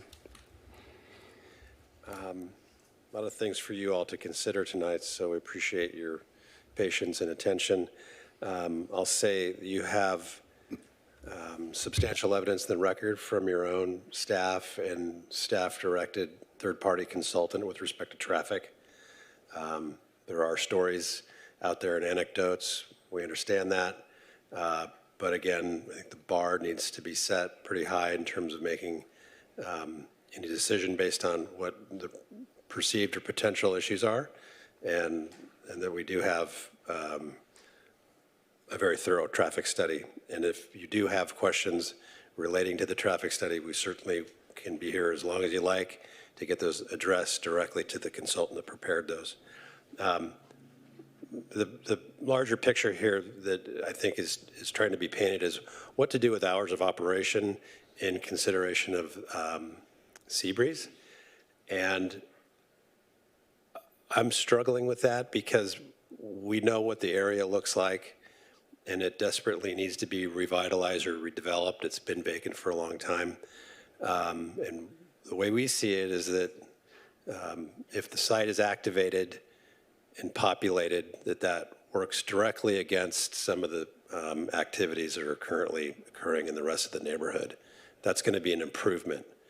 And if we're out there longer at night, that's going to be better. That's the way we see it. And so the site design speaks to that with added pedestrian-oriented design features, people populating the patio, eyes on the street. That's how we see it. So I encourage you just to make sure you ask specific questions of our traffic engineering team, and we can take anything else you may throw at us. All right, thank you, sir. Colleagues, do you have any further questions for staff at this point? Yeah, Vice Chair. Going back to that 36-foot wide driveway, is there plans for doing curb work, or is that just intended to be utilized as is? No, we'd modify it so there's a pedestrian path to travel behind it, because I think the existing driveway, it doesn't allow for accessible path. So it would be reconstructed regardless. Okay. Yeah. All right. Any other questions for the applicant or staff? All right, seeing none. Chair, if I may, I just wanted to address one comment we heard before you closed the public meeting. I apologize for being tardy up here. Planners, we don't like to be late. The abandoned building and the folks living on the street are the problem for the villas. That's the real issue for them. In my personal conversations with the residents there, they don't even feel like they can walk their dogs. They're extremely happy to have a restaurant coming and something to revitalize that location. This is an allowable use in this zone. I implore you to rely on the professional engineers hired by the city and the staff who've worked super hard to make sure this project is going to be successful. They believe it's going to be a success. We know it's going to be a success, and we're committed and even conditioned to resolve issues if they come up. So it's the right project in the right location with the right design for all the right reasons with a phenomenal corporate citizen, Raising Cane's, and I implore you to please approve this project tonight. Thank Right. you. Thank you, sir. Last time. Any further questions for staff? All right, seeing none. I will now close the public hearing and entertain a motion. Motion made, it popped on for 1 second, then popped off. Motion made by Commissioner Vivar. What is your motion? My motion is to, what's the name of the project, Mr. Chair? PA or? It's ZA 22-11. ZA 22-11. My motion is to approve planning application ZA 22-11 with the modification of the narrowing the driveway down to 26 feet to conform with city standards. All right, is there a second? Seconded by Commissioner Klepak. You're welcome to speak to your motion, Commissioner Vivar. Okay, thank you, Mr. Chair. So I appreciate everybody's input tonight. I think that we had a wide range of people here were from the consultants retained by the applicant to nearby residents. I appreciate all of your input. I especially appreciate the input of residents that are in the area or business owners that are in the immediate area. And I understand the concerns regarding the traffic. And I think that people pointing out the issues at Raising Cane's on Harbor are valid. As a transportation engineering professional, I look at this and what makes me not as concerned about this location as the one on Harbor or other fast food restaurants that we can think of in the city that are causing queuing problems is that this space does in fact, in my opinion, have enough queuing space within the site. And if there were to be spillover, which I don't think would happen, would spill over at least onto a local street rather than, say, Newport Boulevard itself directly. And I do see the benefits in revitalizing an area that maybe for some years has been sitting vacant and not really contributing to the character of the community. And I do have concerns as well about, initially I had a lot of concerns about the impacts of the restaurant on the mobile home park residents, from light impacts to noise impacts. But in conversations with staff and considering the various aspects of the project, from not allowing sound systems to project orders to, I believe, the menu board speaker is oriented away from the residences, that this would contribute towards a quieter area in terms of the nighttime operations.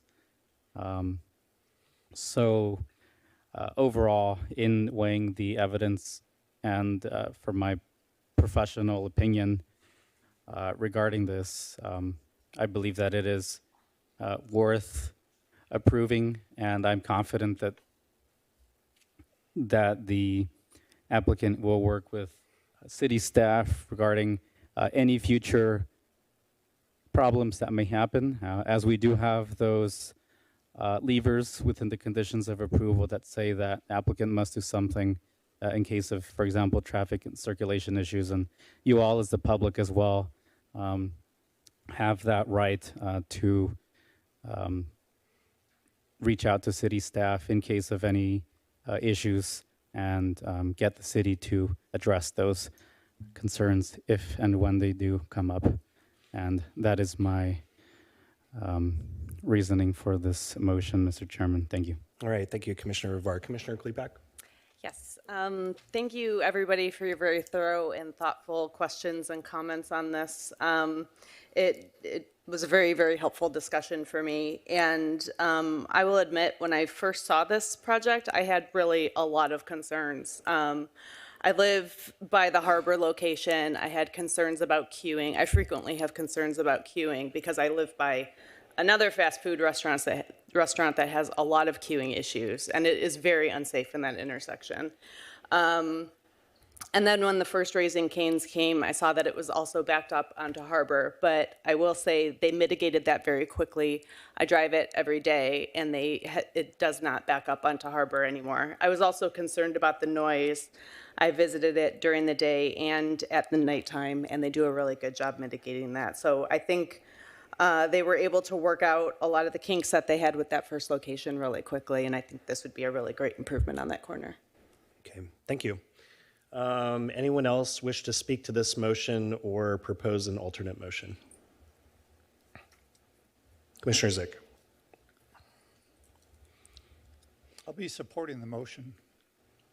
A lot of things I don't like about this project, but most of the things that I don't like aren't the responsibility or fault of Raising Cane's. I think Raising Cane's is a good corporate, responsible citizen, and I appreciate that they want to do business in the city and expand. Questions of compatibility with the neighborhood have been raised. I think they're legitimate questions, and I don't think it's, again, an area that is necessarily your fault or your introduction of something that isn't compatible and harmonious.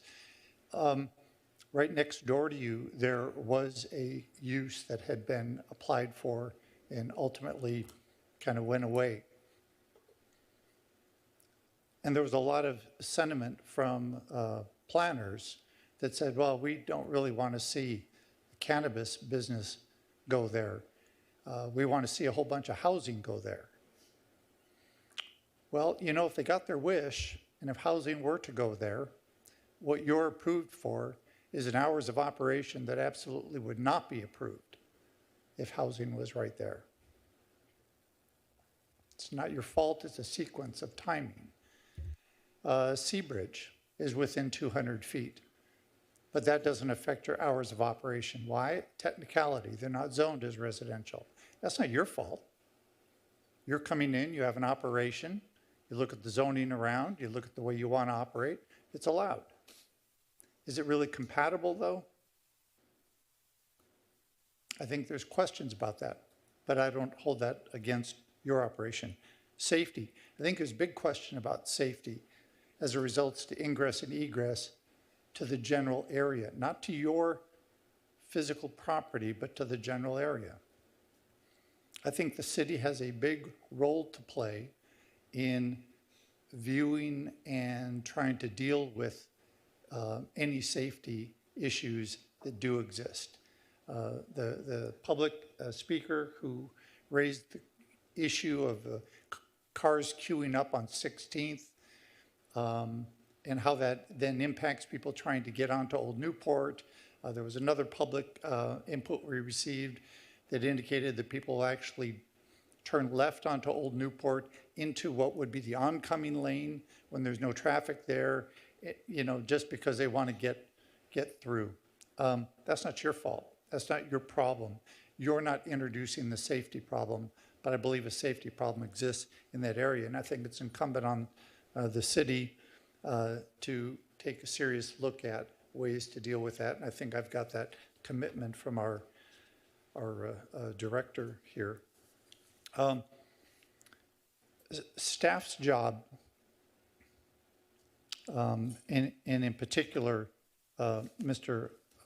Aldana's job, as I see it, is not to be an advocate for your project. It's to be an advocate for good quality planning. And I believe he's doing that.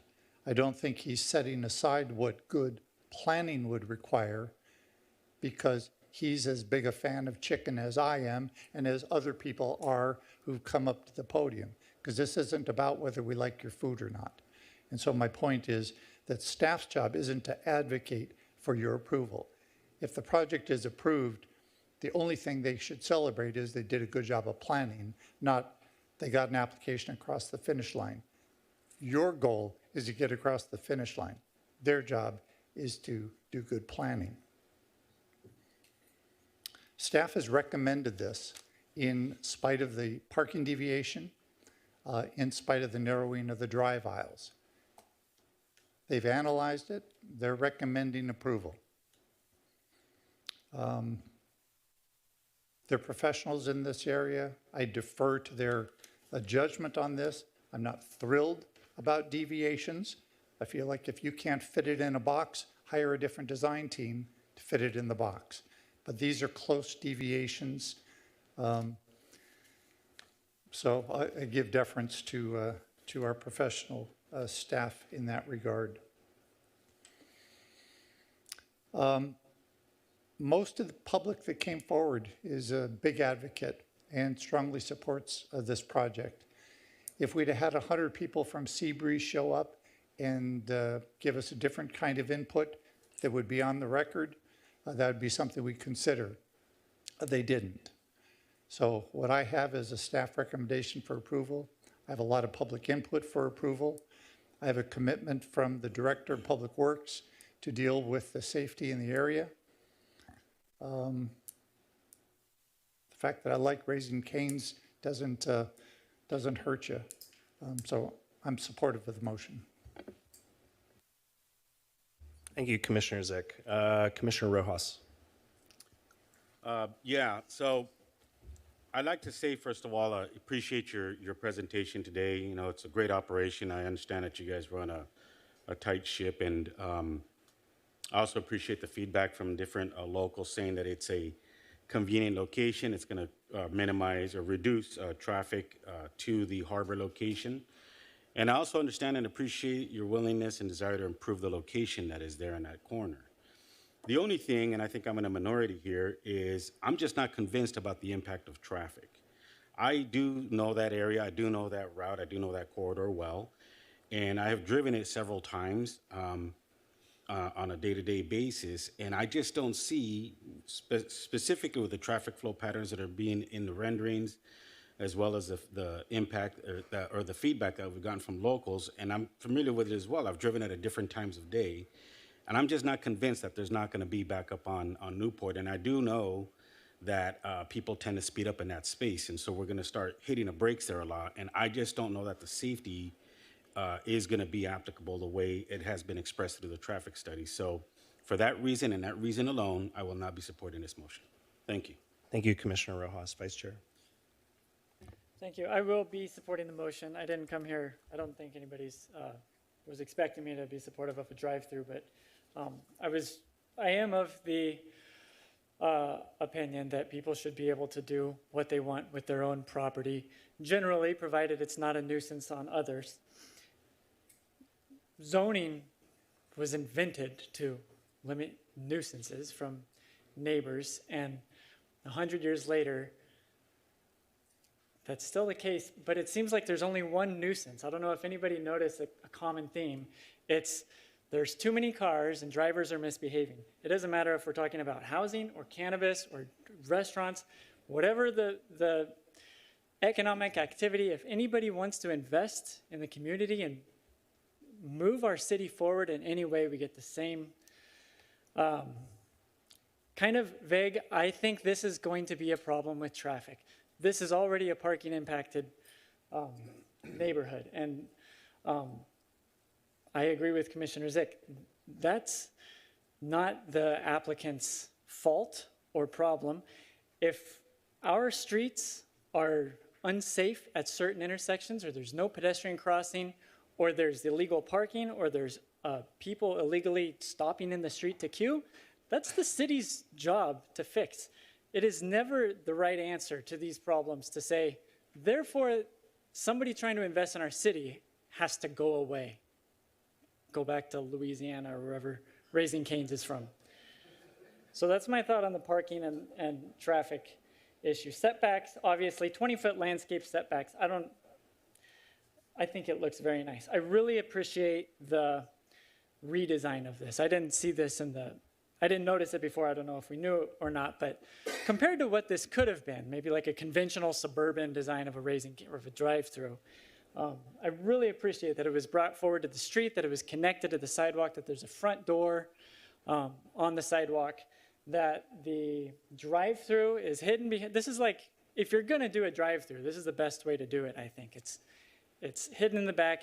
Maybe it's a little inconvenient the way it loops into itself, but again, if the customers don't like that, then go to the other one or don't go. That shouldn't trigger the government to say, therefore, you can't do it.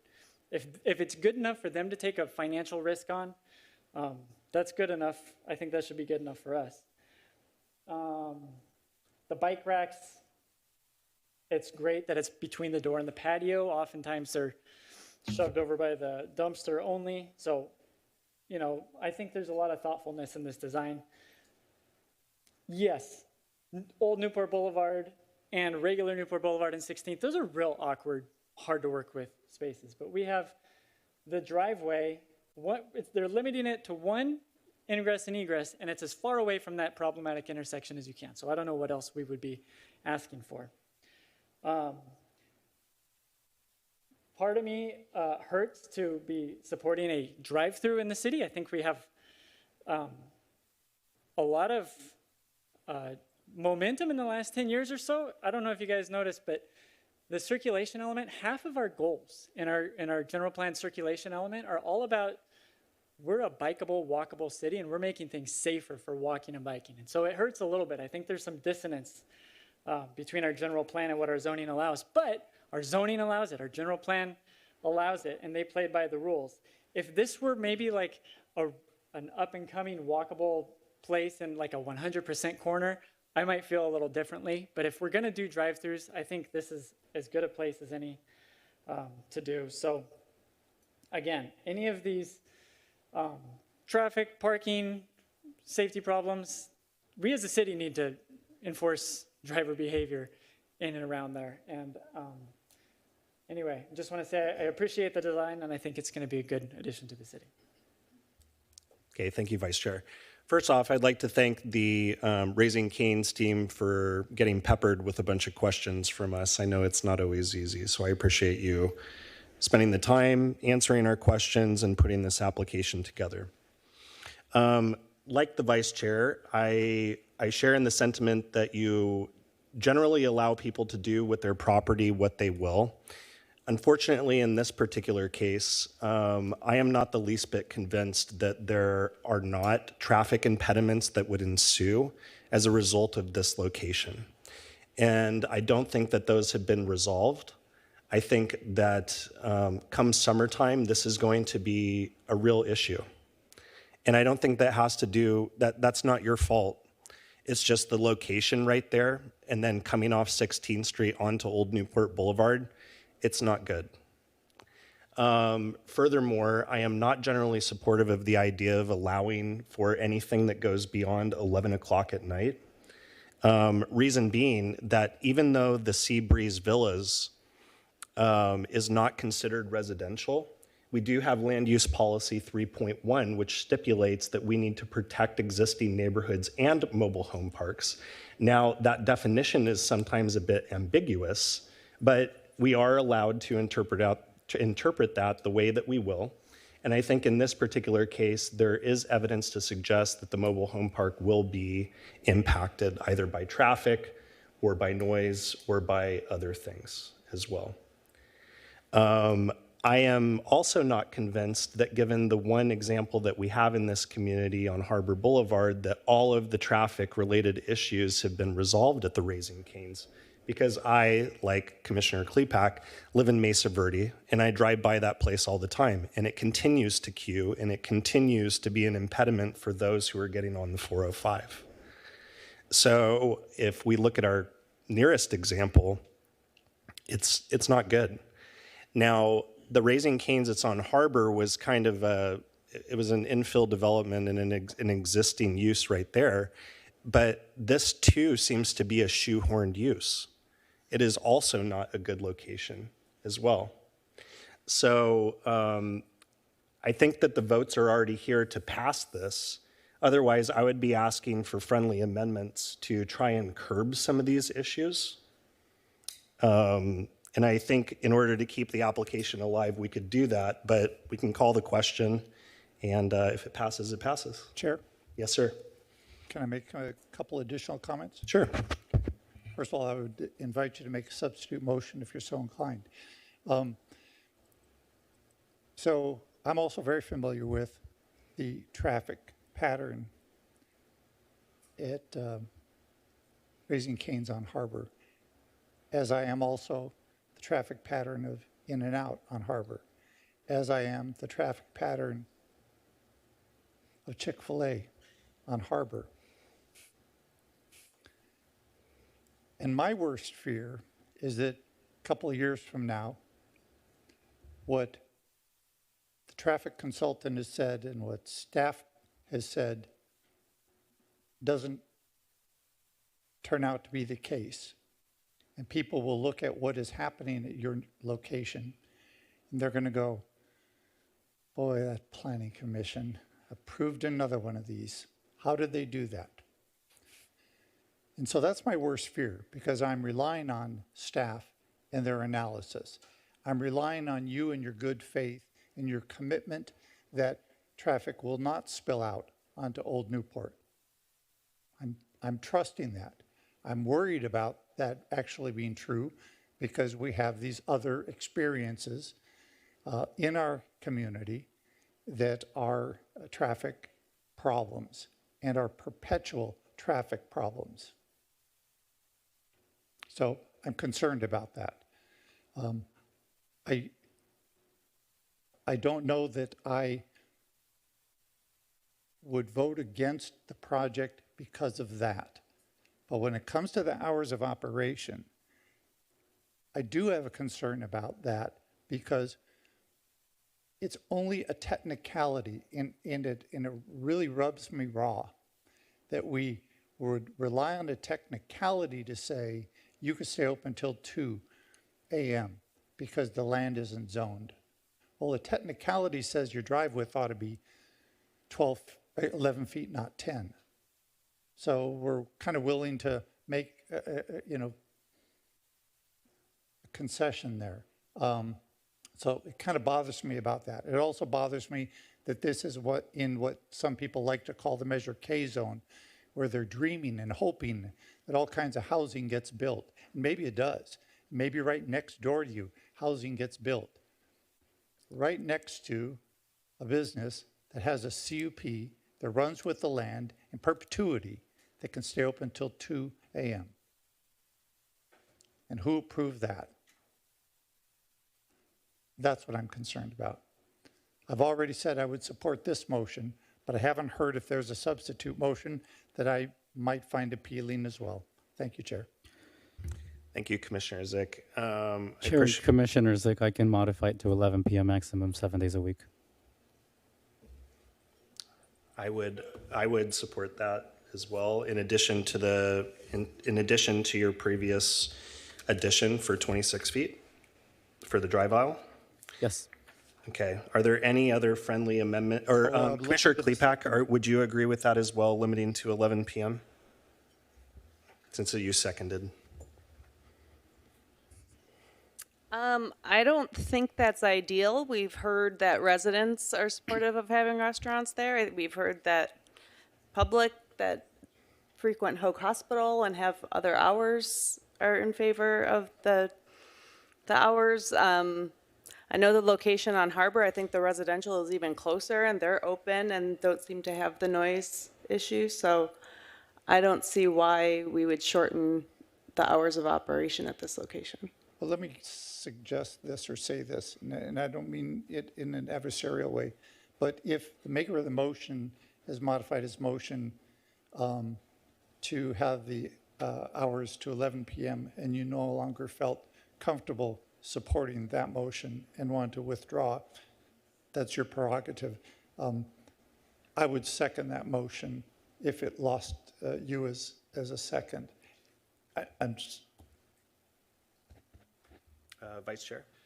Can I ask why we were talking about traffic, and then maybe I missed something, but are we suggesting that we limit the hours to 11 p.m.? What's the reason? Residential. Because of the existing mobile home park and potential future. Okay. And for the housing project that could in the future be built there, If Seabreeze was zoned residential, we wouldn't be having the conversation. It'd be 11 p.m. Yeah.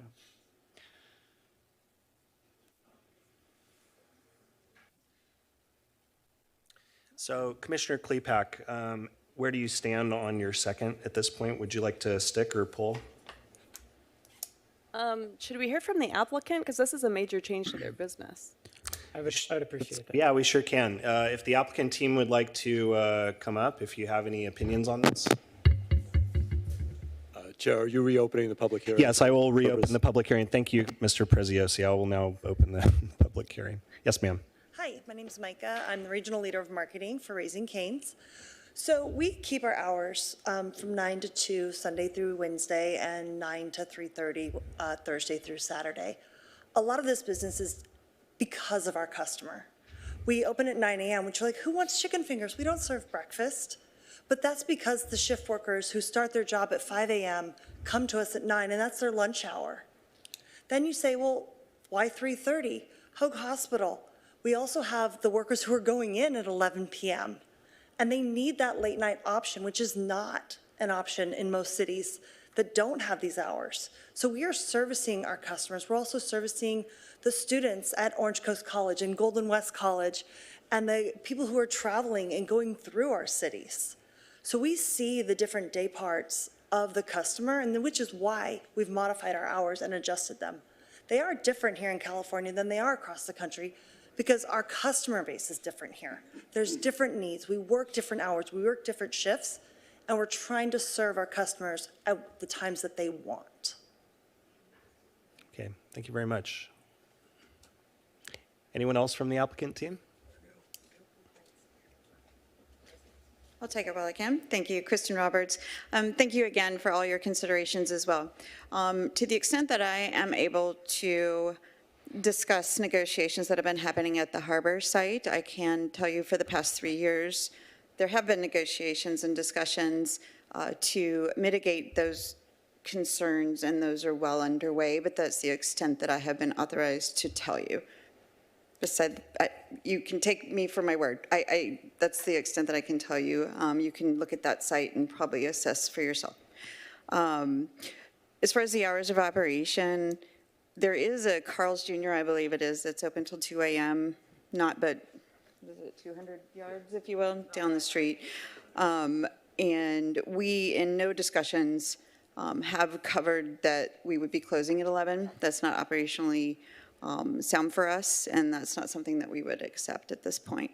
2 a.m. would be the minimum that we would cut that back to, and as Micah presented, and a number of the community actually represented, the need for those hours of operation is not just for, we don't just stay open if we don't have customers, and our customers are very important to us, so being flexible in that regard.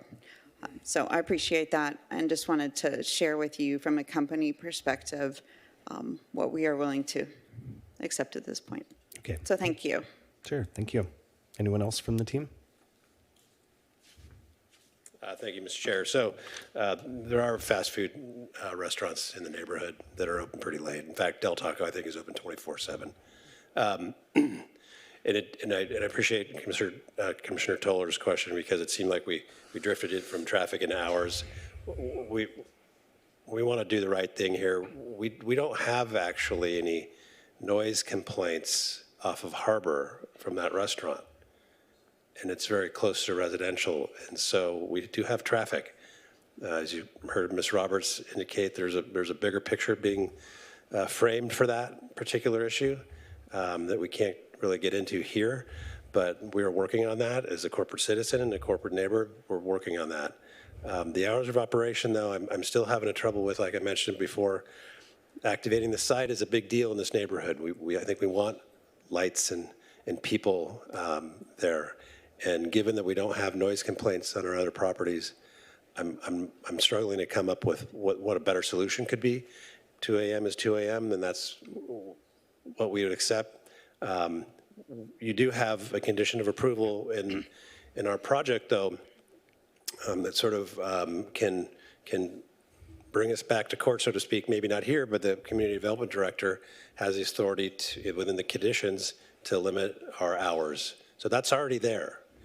And we sure would like an opportunity to prove to you, and I know we're asking you to trust us. I get that, but we sure would like an opportunity to prove to you that the way the site is designed meets a lot of nuanced objectives all at once. The way the project is conditioned gives the city the rights and the teeth to bring us back and make those changes without coming back to the commission, and we sure would like to see this property get back on the right footing and in the right direction for a redevelopment. All right, thank you, sir.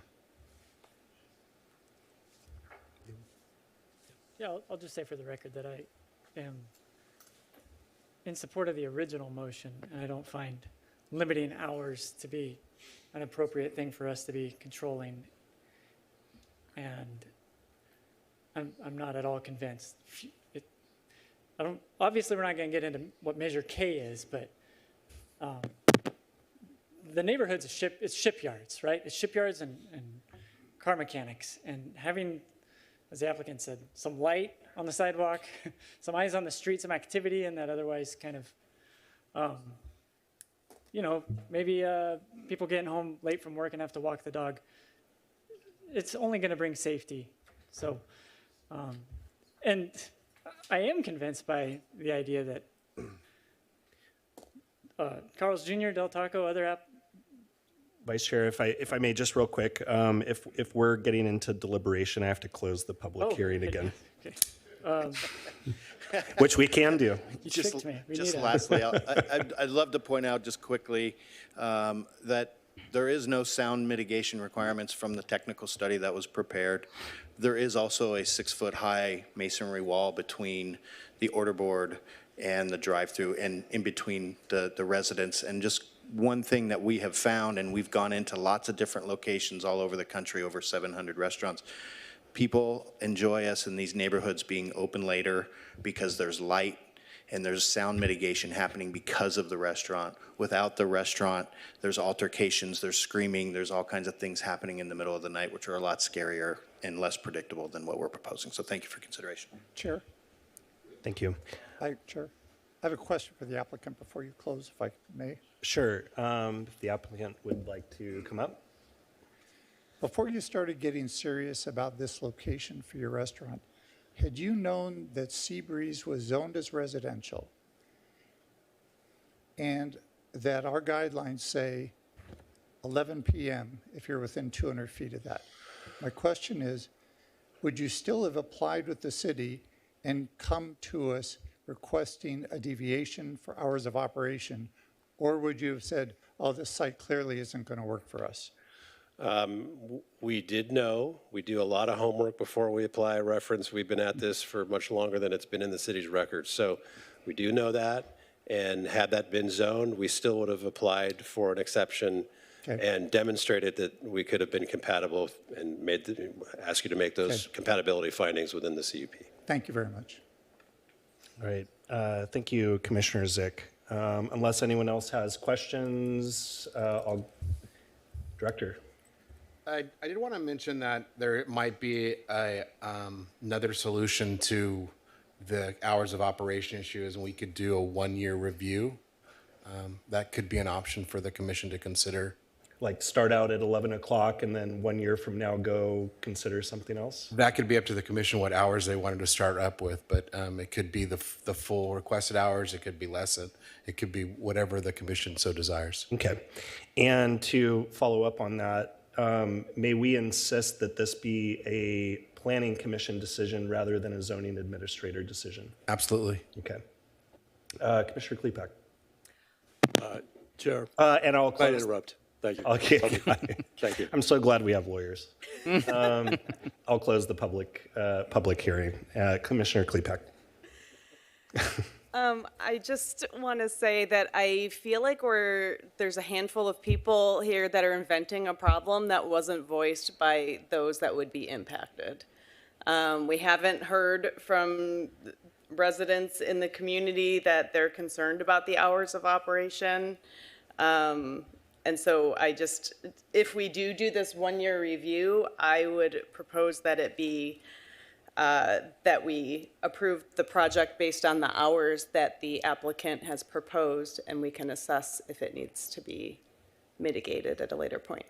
Okay. I think at this point, gathering the thoughts of the original maker of the motion, Commissioner Vivar, do you have any further thoughts on this? Currently, we stand at 26-foot drive aisle and amended hours of operation for 11 p.m. at night.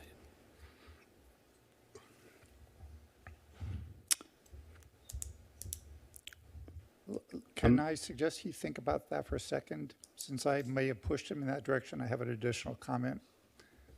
It's up to Commissioner Vivar. Yes, Commissioner, go ahead. Okay. I think Commissioner Klepek makes a great point, and it's a point that I think I included as part of my original comments about residents not coming forward in droves opposing this. I think the answer from the applicant informs my opinion a little more, because the city's staff report basically says that the hours of operation going to 2 a.m.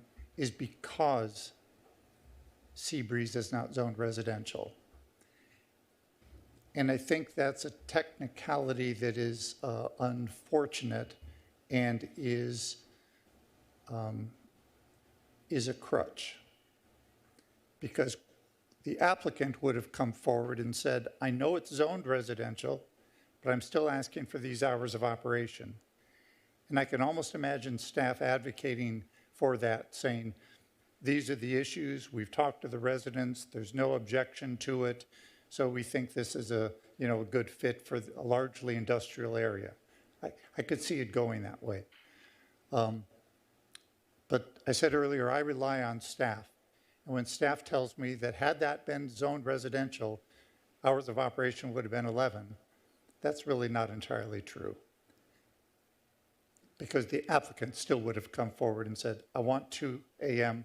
and I have a good rationale for it. And to Commissioner Klepek's point, other than the manager of Seabreeze, we don't have droves of residents coming here saying, I got a real problem with that.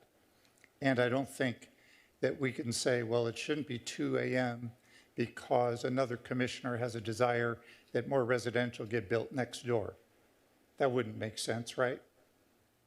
Okay, I didn't think it would.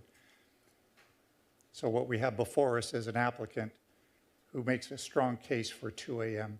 I'd be supportive of that. So if the maker of the motion reverted back to his original motion, I would still be supportive. In that case, I will be reverting back to the original motion with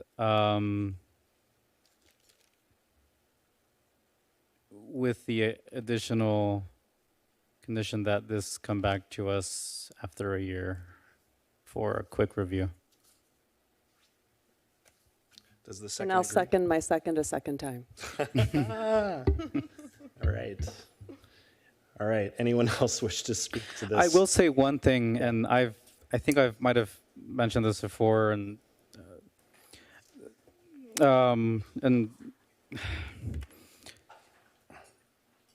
when we have silence in terms of certain residents, it doesn't necessarily mean support. It doesn't necessarily mean opposition either, especially being as this is a lower income area, and oftentimes people who are lower income are working multiple jobs, or just don't feel historically that the city pays much attention to them. And the applicant himself mentioned that in speaking with residents, if that in fact happened, that they said they weren't happy with the previously approved or the previously proposed business near them. Well, we never heard that either up here, and my colleagues would remember that. We never heard anything. So, yeah. But I think that having the year review, I think, would be good for peace of mind for us all up here, for the residents of Seabreeze, and I hope that they'd at least write to us or something in a year's time about their thoughts, and as well as hearing from any of you business owners, property owners near this proposed location about any concerns at that year time. All right, anyone else? Okay. Let's go ahead and call the question, Anna. Chair, if I could, I apologize for interrupting. I just want one clarification for the record on when this one-year timeframe commences. From the date of their opening. From the day of their opening, correct. Yeah. Thank you. Yeah, sure thing. All right, if we could call the question.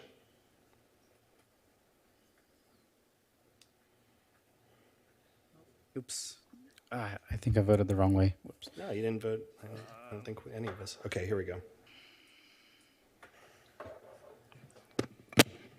That motion carries 4-2 with Chair Arith and Commissioner Rojas voting no. All right, thank you, Anna. That decision is final unless appealed to the City Council within 7 days. Thank you and good luck. This brings us to old business, new business, which we have neither. So we'll now move on to departmental reports, starting with Mr. Yang or Mr. Satharam, whichever. Thank you, Mr. Chairman and honorable members of the Planning Commission. The Public Works Department is happy to announce that this week we'll be have the turn on for the new traffic signal at the West 19th Street and Wallace Avenue. And in addition to the Hawk signal in front of Lions Park, which is along West 18th Street. So before the end of this week, we'll have both those facilities in operation. So it's a pleasure to attend, and that's the end of our Public Works report. And I defer back to the chair. Okay, thank you, Mr. Yang. And Director Satharam, thanks for joining us tonight. It's like having a rock star in our presence. So thank you. Now on to Development Services with Director Drapkin. Nothing tonight, sir. Okay, thank you. City Attorney, Mr. Preziosi. No report, Chair Arith. All right, thank you. And thank you all for joining us this evening. We'll now adjourn. Thank you.